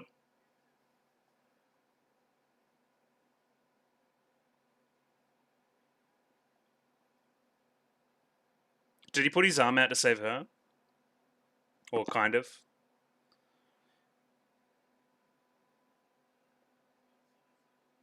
Can we ban that move? It's OP.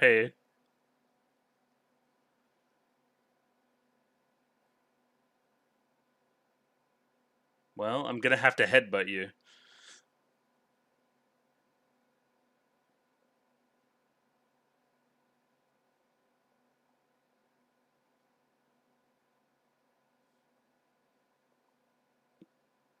Oh, he's trying to be cool.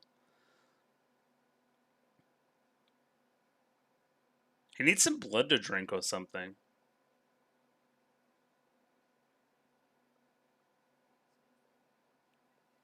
I'm still the Chainsaw Man. Yeah, his teleport behind you move kind of busted. Needs a nerf next patch.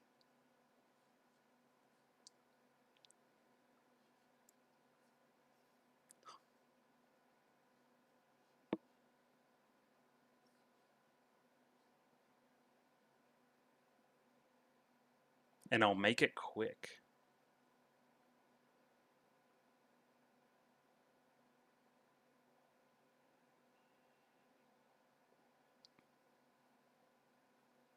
Oh. He must have got him.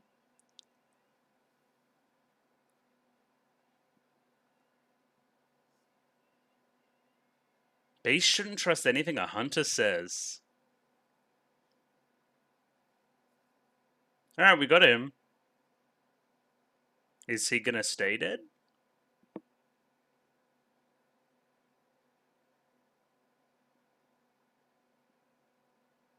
He like went like this. So I think he's dead. Most people that do that are dead. Oh, hang on. This is like some slave master shit. What's going on? Okay, so he ain't dead.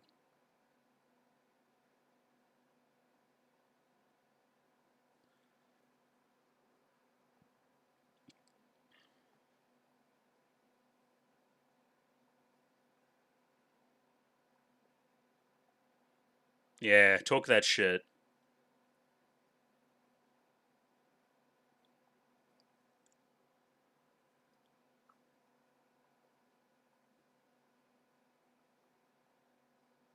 Yeah.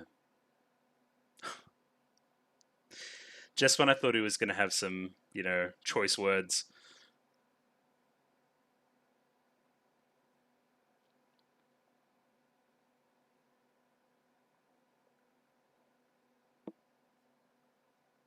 Lapdog.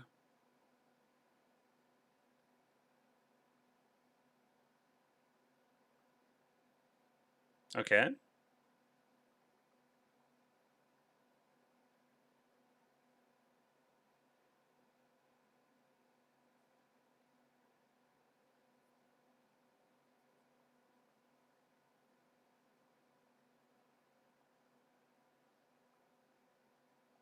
What's the contest?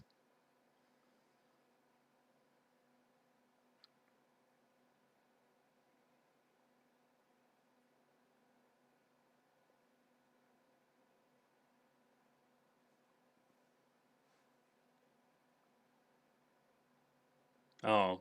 Like what you did to Aki way back in the day? Alright, gonna kick you in the balls. Do it. It's therapeutic. But this is outside of your job.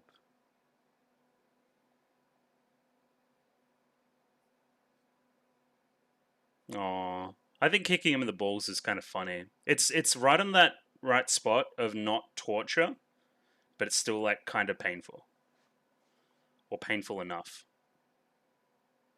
Easy revenge. What did you mean by this?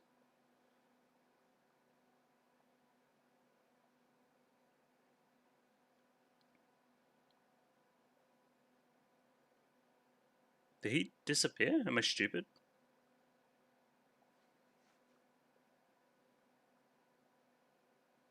Great. Yep. You get his balls. I don't want those. Okay, no, he's still there. Yay! They bonded a little bit over kicking his balls. That's kind of fun.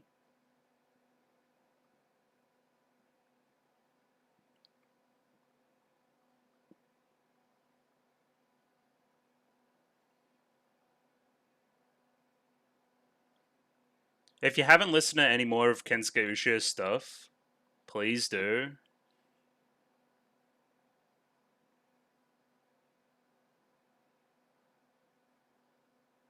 That's a beautiful shot.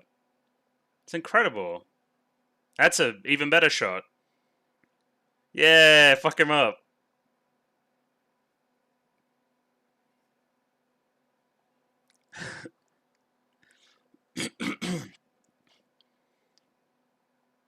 We're paying Requiem? Is that what that said? Sorry, I was like coughing. Over the climactic scene. Sawatari Akane. Formerly from the private sector.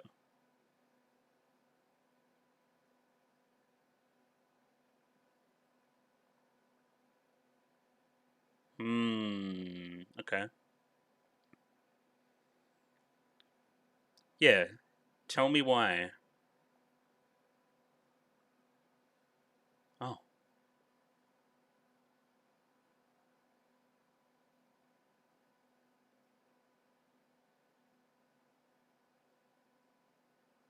I see. Okay. Well, I guess we don't have to worry about her anymore.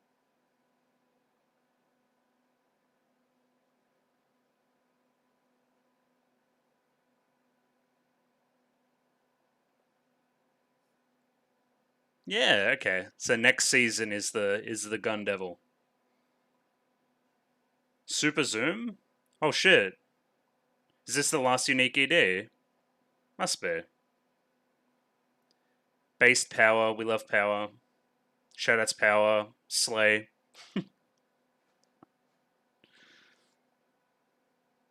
Do I know this band? I feel like I do.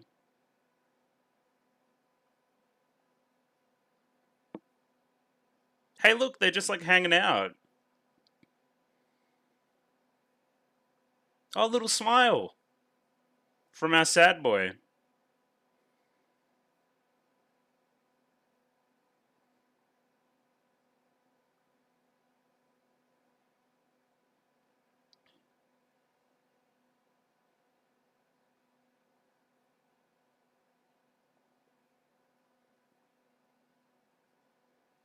Hey look, Power's being kinda normal too. She's not like making a mess. Oh, that's cool too, like the great.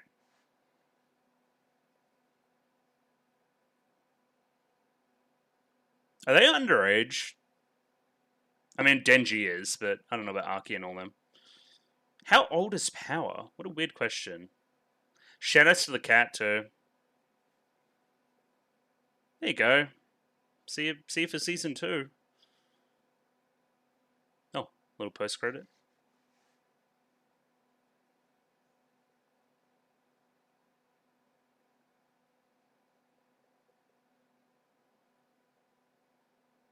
Going out for a smoke.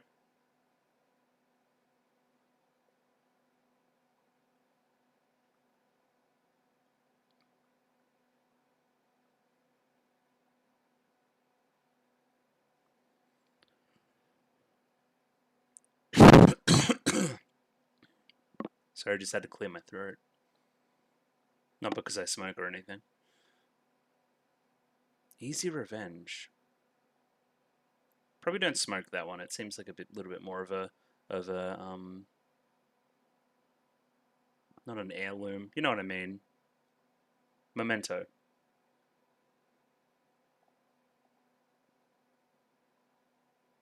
Oh, no, just smoke it. Smoke 'em if you got 'em.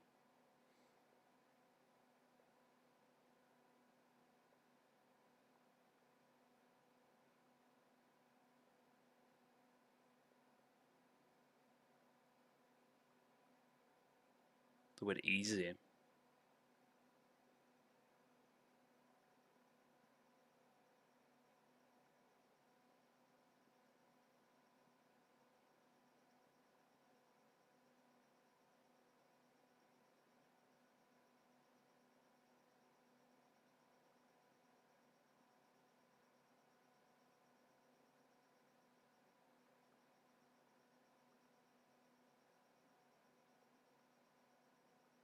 Oh, back here. Okay. I was gonna say that's a really effective last scene, just to, really break it down, really slow it down. But this is probably going to be a bit more of a lead-in. We're going to see what's actually behind the door, maybe?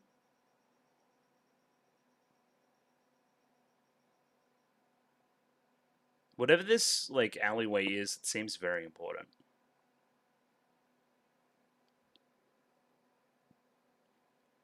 Oh. Little Denji.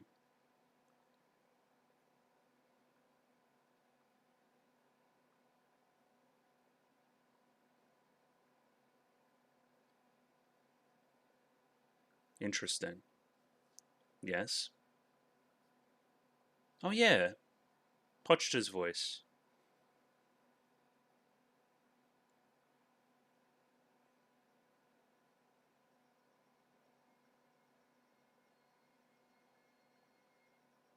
Hmm. You can't open that door.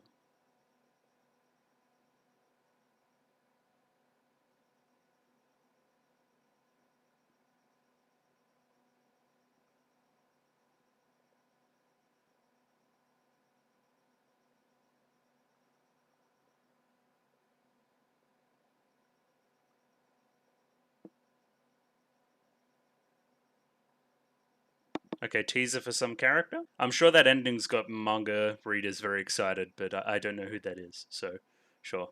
But either way, analysis, episode 12, right now. So to me, pretty good finale, I will say, but probably just didn't have the kind of steps to go higher, if you know what I mean. Like, there wasn't any big crazy reveals, it basically played out exactly like I thought it would, pretty much. There was some nice stuff with what's on screen right now, actually, with the Ghost Devil handing the cigarette, which I'll talk about a little bit, and the implications of that. But yeah, kind of a low-key finale, which is okay, it's clearly part of a larger story. It's hard to find when you're separating a story like this, clear delineations between seasons, because manga writers don't do that.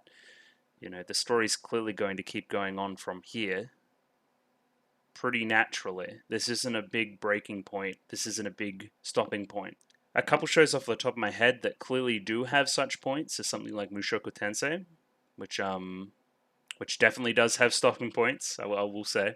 Very clear stopping points. And something like Kaguya-sama, where every 45 chapters a big event would happen and that would be the end of your season. Until later in the series, but that's another can of worms. This is probably the best they could do. I can't think of a point before this that would be a better conclusion for the series, and a point after it, I just have no clue. But it seems like that was the ramp up again after the ramp down, so then would ramp down starting season 1, and then ramp up again, and then down. It's a bit of a roller coaster, But as I said, still good. The action was exquisite. I loved the fight with the Katana Devil, I guess we're calling him now. Also known as Denji's bitch. Just kick him in the balls, it'd be awesome. Sawatari's dead, so we don't need to worry about her anymore, which is kind of crazy again. That really came out of nowhere.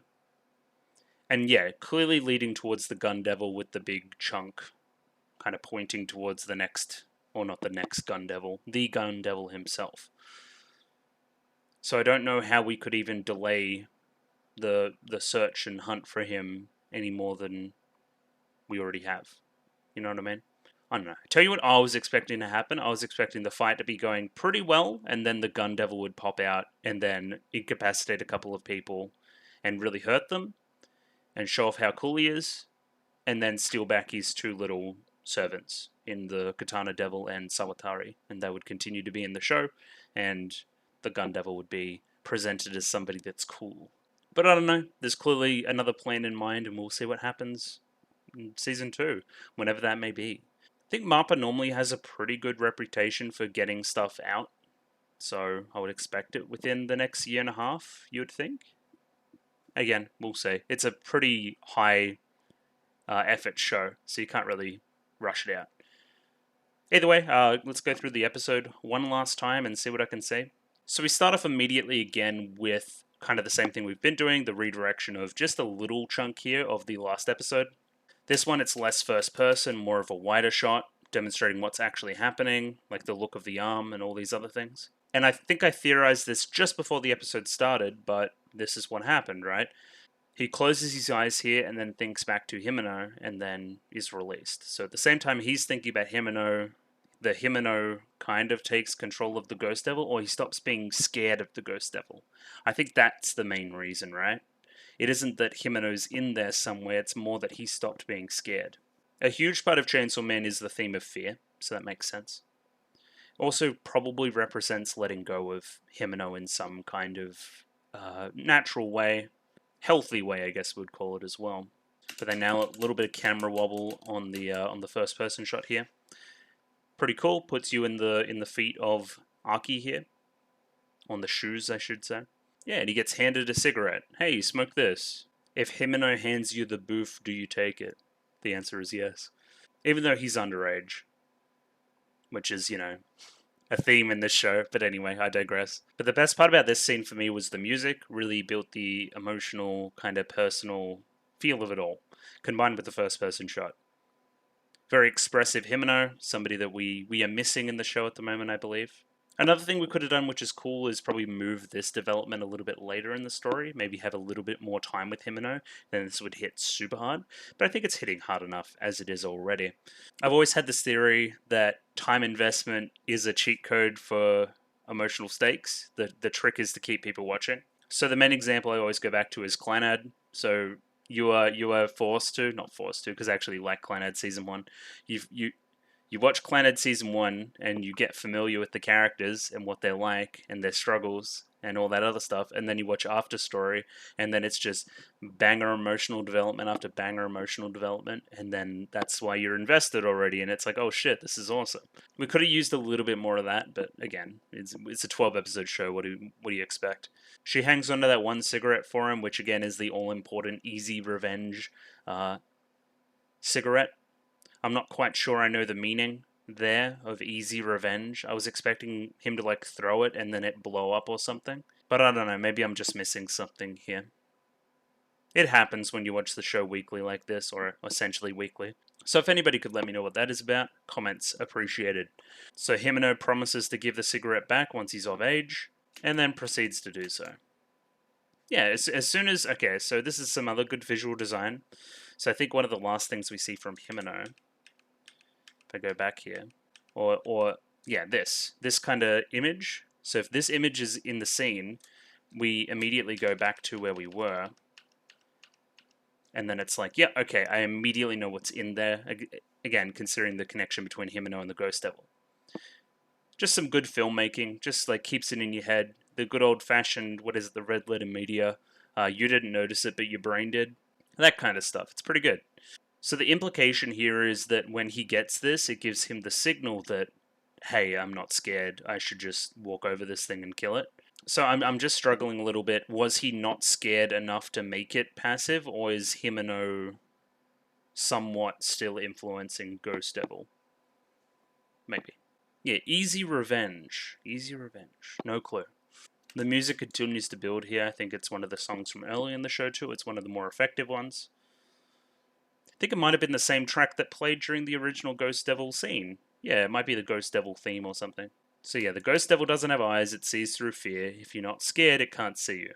But I'm scared of it, so it can see me. And it stands at the end of my bed every night. I love the editing here. So let me just slow this down a little bit, actually. So I've got it at 30% speed right now. If I play that... Yeah, so we get different flashes, like very quick different flashes of Himeno. Various scenes from throughout the show, always this first-person shot, so we're seeing it through Aki's eyes. Yeah, all the different scenes. Himeno, I'll be with you soon. I guess he will in 2 years, right? And also, apparently, his death is really fucking cool. That's why old mate's there, so. But I love it as a visual technique. It's very much like he's remembering it. I don't know how you would visualize memories, but this is a pretty good shot, I believe. And yeah, kills the Ghost Devil dead. You are out of options, or seemingly out of options anyway. Goes to say snake, heavy. Goes to lose another nail, summon the snake. That's going to be our next fight. But don't kill her. Who's holding the knife? Corbeni. I don't know where she snuck in. It'd be cool if you could pause somewhere in the background and see her. That would be cool. But yeah, she used her inhuman speed and agility to get in here and attempt to assassinate. And Corbeni, always true to herself. Why just stay with public safety? Bonuses are coming up, so she's got to pay the family.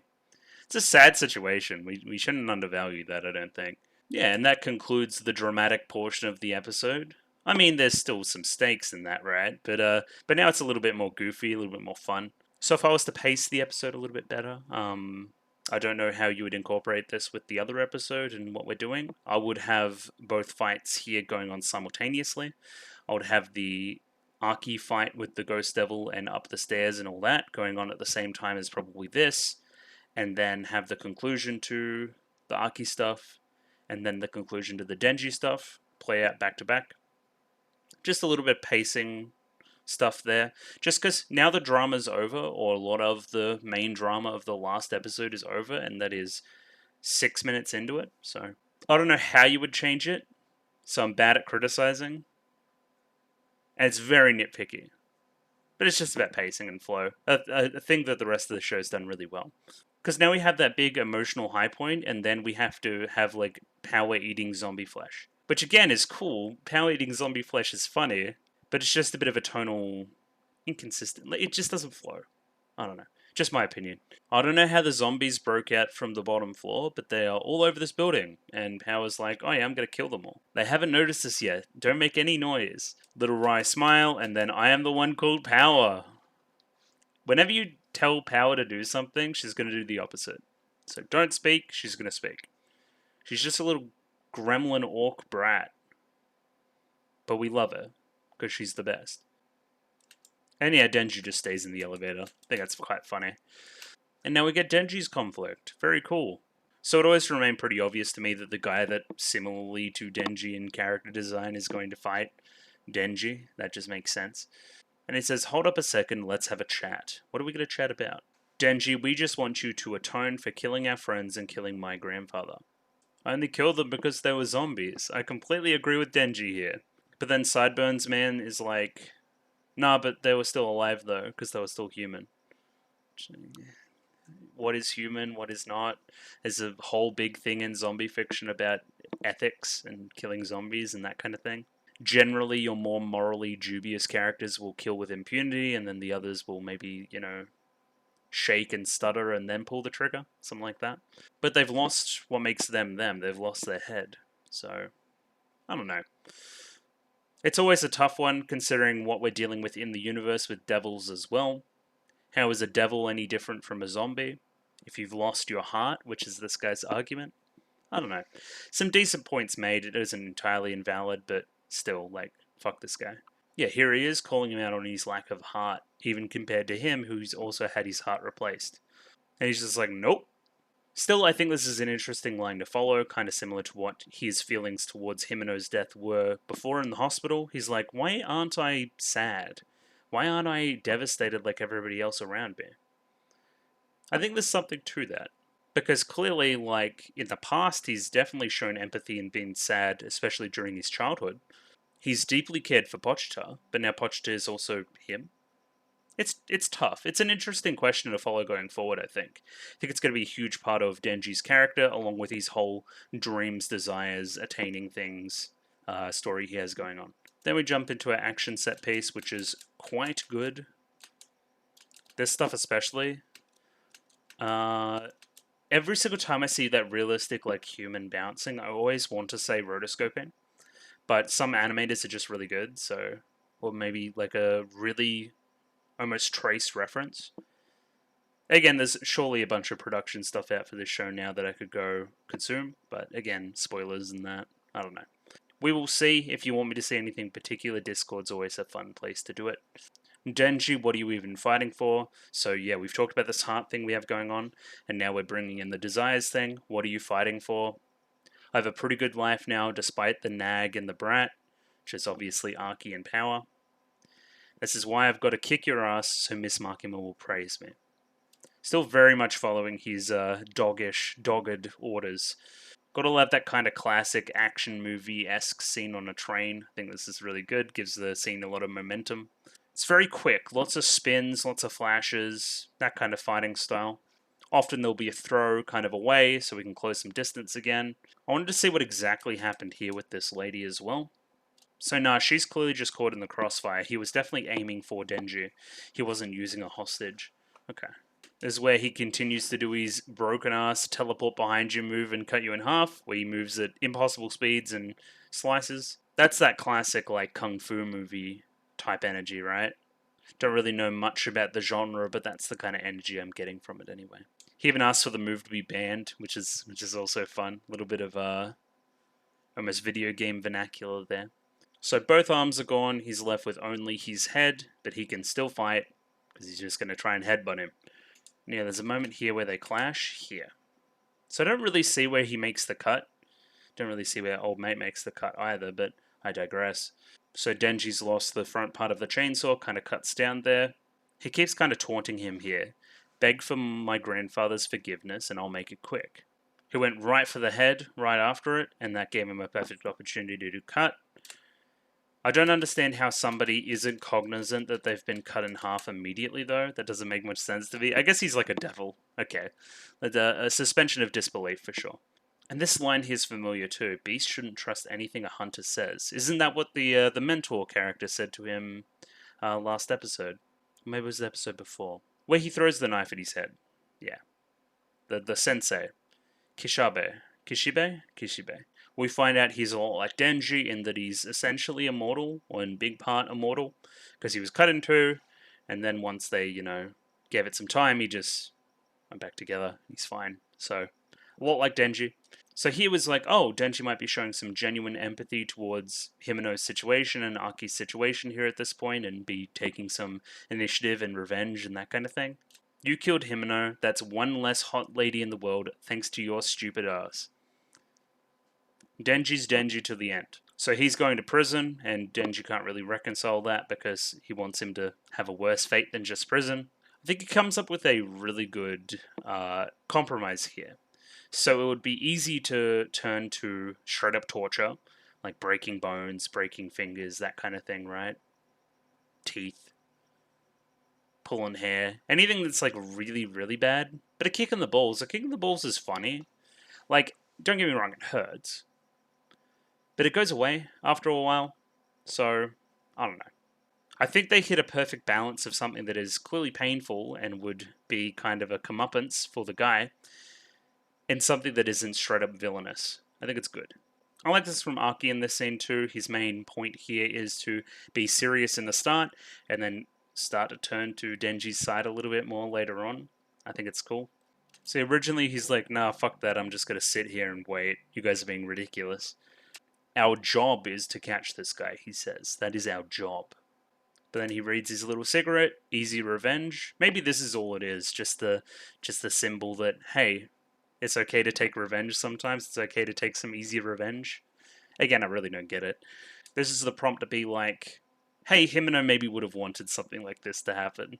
Maybe I should take a couple shots. Yeah, and obviously demonstrates kind of, not the final level of kind of Aki and Denji seeing eye to eye, but at least a start, I think. Where up to this point they've still been a little bit prickly, despite all that's happened. Now they're probably, what you say, cautiously friends. Kind of get a real epilogue-y piece here where we're just like panning on different characters. The light of day has struck through, or the light of evening, actually, it seems like. Some really pretty music from Kensuke Ushio again. Just pans of all the characters in the show so far. This shot in particular I wanted to shout at because it is gorgeous, from the light source to the semi-symmetry of it all. Kind of 3 cops this side, 3 cops in front of the car this side. symmetrical wings, almost symmetrical hair. Just looks good. It's just a good looking shot. Little halo there too. Didn't even notice that in the past. Yeah, I want to see what this guy's deal is. The Angel Devil. He is that kind of character archetype that I kind of can't stand. The kind of above it all, I'm bored by this type. I guess you would call it aloof, but not really. I don't know, it has its fans, but not for me. But we'll see, maybe they subvert it in some cool ways. They certainly have with the rest of the characters in the show, that's for sure. And yeah, they beat the shit out of him. Very cool. We're playing a requiem for you, that's what it said. We're playing a requiem for you, Himeno. We're kicking this guy in the balls. It's playing this beautiful music, but in reality, he's probably just screaming. So again, we continue our epilogue stuff, just leading into the next piece of content. So Sawatari got Yakuza, gave them guns. Her job was to get the Chainsaw Man heart for the Gun Devil. Before we were able to question her, something like this happened. It looks like this was a piece of the contract that she made with the Gun Devil. And poor old Kobeni, she doesn't deserve this one. But the main part is they were able to recover 1.4 kilograms of Gun Devil flesh from the building. Add that to the 5 they've already got. It seemingly is starting to point in the right direction of the Gun Devil. Cool, so there should be no limit to us chasing him down next season. We'll see. And yeah, our last little unique ED plays out here. This one's very low-key. I do like the song. I didn't recognize the artist, unless it's Eve. Is that the artist? I don't know. I think I'm going to do an ED ranking here pretty soon, so we'll see there. Mainly Power just kills this shit because she's a fashion icon, so... All the boots too. Shoosh. Yeah, Power just steals the show. Like, the CD is just like the Power ED. Oh, this is fun. It shows them shopping, and then later they eat a large meal together. Just kind of, you know, roommates doing roommate stuff. Cute. I like it. It kind of sells the connection between all of them. See a little wry smile here from Aki. Kind of like an OU instead of an anger at the situation, you know? At Power, I wouldn't call her sophisticated, but she doesn't, like, smash all the food and throw it against the walls. So that's a good start. This is progress. Also need a little gif of Power doing this with the finger, see? The little finger wiggle. Yeah, cute. I feel like this was a little missed opportunity too. I thought this would be a nice, somber, slow note to end the entire season on. Just Aki reflecting on Himeno one last time. Cigarette goes out, the symbol of Himeno's kind of memory. Burns away. Of course, he still remembers her, right? But he's kind of come to terms with her death and her sacrifice for him. That's how I interpreted it anyway, and I thought it was a nice, really quiet scene to end the series on. Or end the season, I should say. In particular, I like when we go back to our first-person POV shot here in a second. Right here. The blow of the smoke, and then the just, like, really subtle look at the fading stars in the night sky. I think it's really effective. And yeah, screen faded to black. I'm like, oh yeah, we're done. I'm just about to wrap up the reaction portion. But then we still have this. It's almost like a Lord of the Rings-esque, right? Just like a million endings. I mean, I'd rather that than a really sudden, abrupt ending, but I think there's a balance in between. So this is clearly Denji dreaming, back to kind of the first scene of the show. He has this dream all the time. He has it, but always forgets it. Which I don't know how he remembers that he has it all the time, but I digress. Pochta is calling out to Denji through the door. And yeah, Denji can't open that door. This is pretty clearly in his subconscious. He can't access certain portions of Pochta. Maybe Pochta's past, stuff like that. Maybe once he opens this door, something happens to which it is really bad. Like, he can't transform back and becomes permanently devil-like. Maybe Pochta has something to hide. Maybe to do with the past, maybe why the Gun Devil wants the heart. We'll see. It may also be far less sinister, maybe unlocking an extra potential of his power as well. This here must be a little tease for the manga readers and that kind of thing. Because I didn't recognize the voice, and then seemingly has black hair there if it isn't super pixelated. Yeah. Seemingly has a black knot in the hair. Really calm voice, almost like Makimo again. Between the country mouse and the city mouse, so Denji used to be from the country, which would you rather be, a country mouse or a city mouse? Interesting question. We saw mouses, like, drinking puke before in the show. Maybe it has something to do with that. I don't know. Clearly a character that may have some history with Denji coming back. That's what I believe anyway. And yeah, that's Chainsaw Man, baby. So what did I think of the episode? Yeah, it's pretty good. It could use some pacing changes, but again, that's nitpicky. Probably a higher climax to hit, but again, you can only adapt what's written.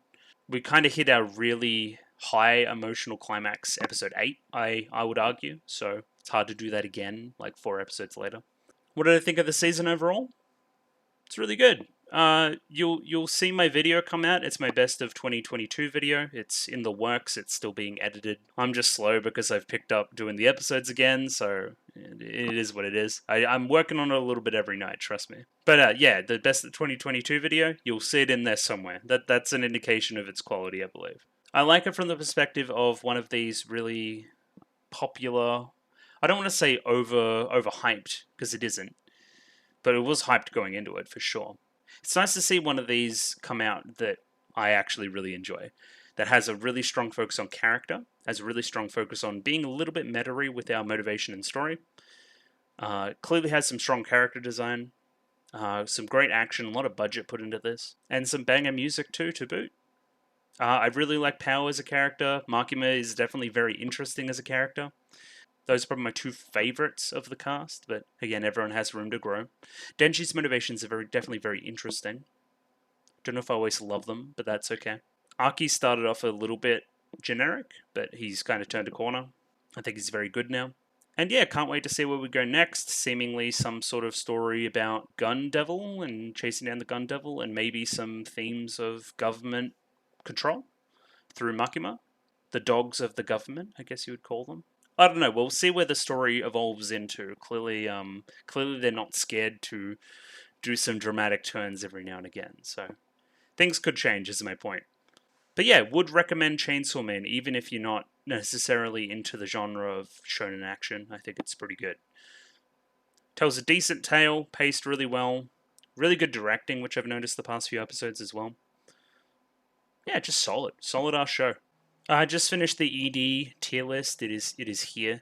This is what the EDs are, and which EDs I liked the best, and the OPs there as well. So obviously the OP is like amazing, and then I think I went the one that was the most heavy metal. I think that one was really good. That's the second one along there. Then there was the 80s aesthetic one, the kind of 80s TV staticky one. Cute, song's really good. Then the next one in the top list is Violence, which is really good too. Then the rest, they're honestly kind of much for muchness. The very goods are still very good, but the bottom 4, like, they all should probably be unforgettable because I just watched them again and was like, yeah, okay, these are pretty forgettable. But that top 8's really solid. So shoutouts to Chainsaw Man. Shoutouts for having unique EDs. Really fun stuff. Really kept you on the edge of your seat right there to the end of the episode. Really cool. You don't really switch off. You keep watching. Very nice. Surely, it must have done something for the people on the staff as well, especially in Japan, because people keep watching these. They're going to remember the name of the staff. I don't know. Must be nice. Must be nice. Anyway, I digress. I'm looking forward to Chainsaw Man Season 2, but other than that, we're going to stop the old Chainsaw Man train on the channel, mostly because there isn't any more for a little bit, I don't think. Please correct me if I'm wrong, I don't think there's any more. But either way, there should be a poll out in the next couple of days for what's replacing this slot on the channel, if that makes any sense. So please vote on it. It'll be in Discord. Just keep, eye on the sub feed. There'll be a video advertising the poll and that kind of thing. Thank you very much for watching me today, and thank you very much for watching Chainsaw Man entirely as well. I had a lot of fun with it. It was really fun. But yeah, hope you guys stick around on the channel. Yeah, again, there'll be a new poll out soon. It's free to enter. Please vote for what you want to replace this show. And yeah, just my chill stuff before I leave. If you like the video, consider liking the video. If you like the video and want to see more, consider subscribing to the channel. Comment below anything you thought about the episode, anything I can do to improve my presentation, comment below. I'm doing follow for follow on Twitter, so follow me on Twitter if you'd like me to follow you back. And the Discord, join the Discord for polls, join the Discord for information about Chainsaw Man and Monogatari and Symphogear and a bunch of other stuff. So thank you very much, and yeah, I'll catch you guys next time. Cheers. Thank you very much.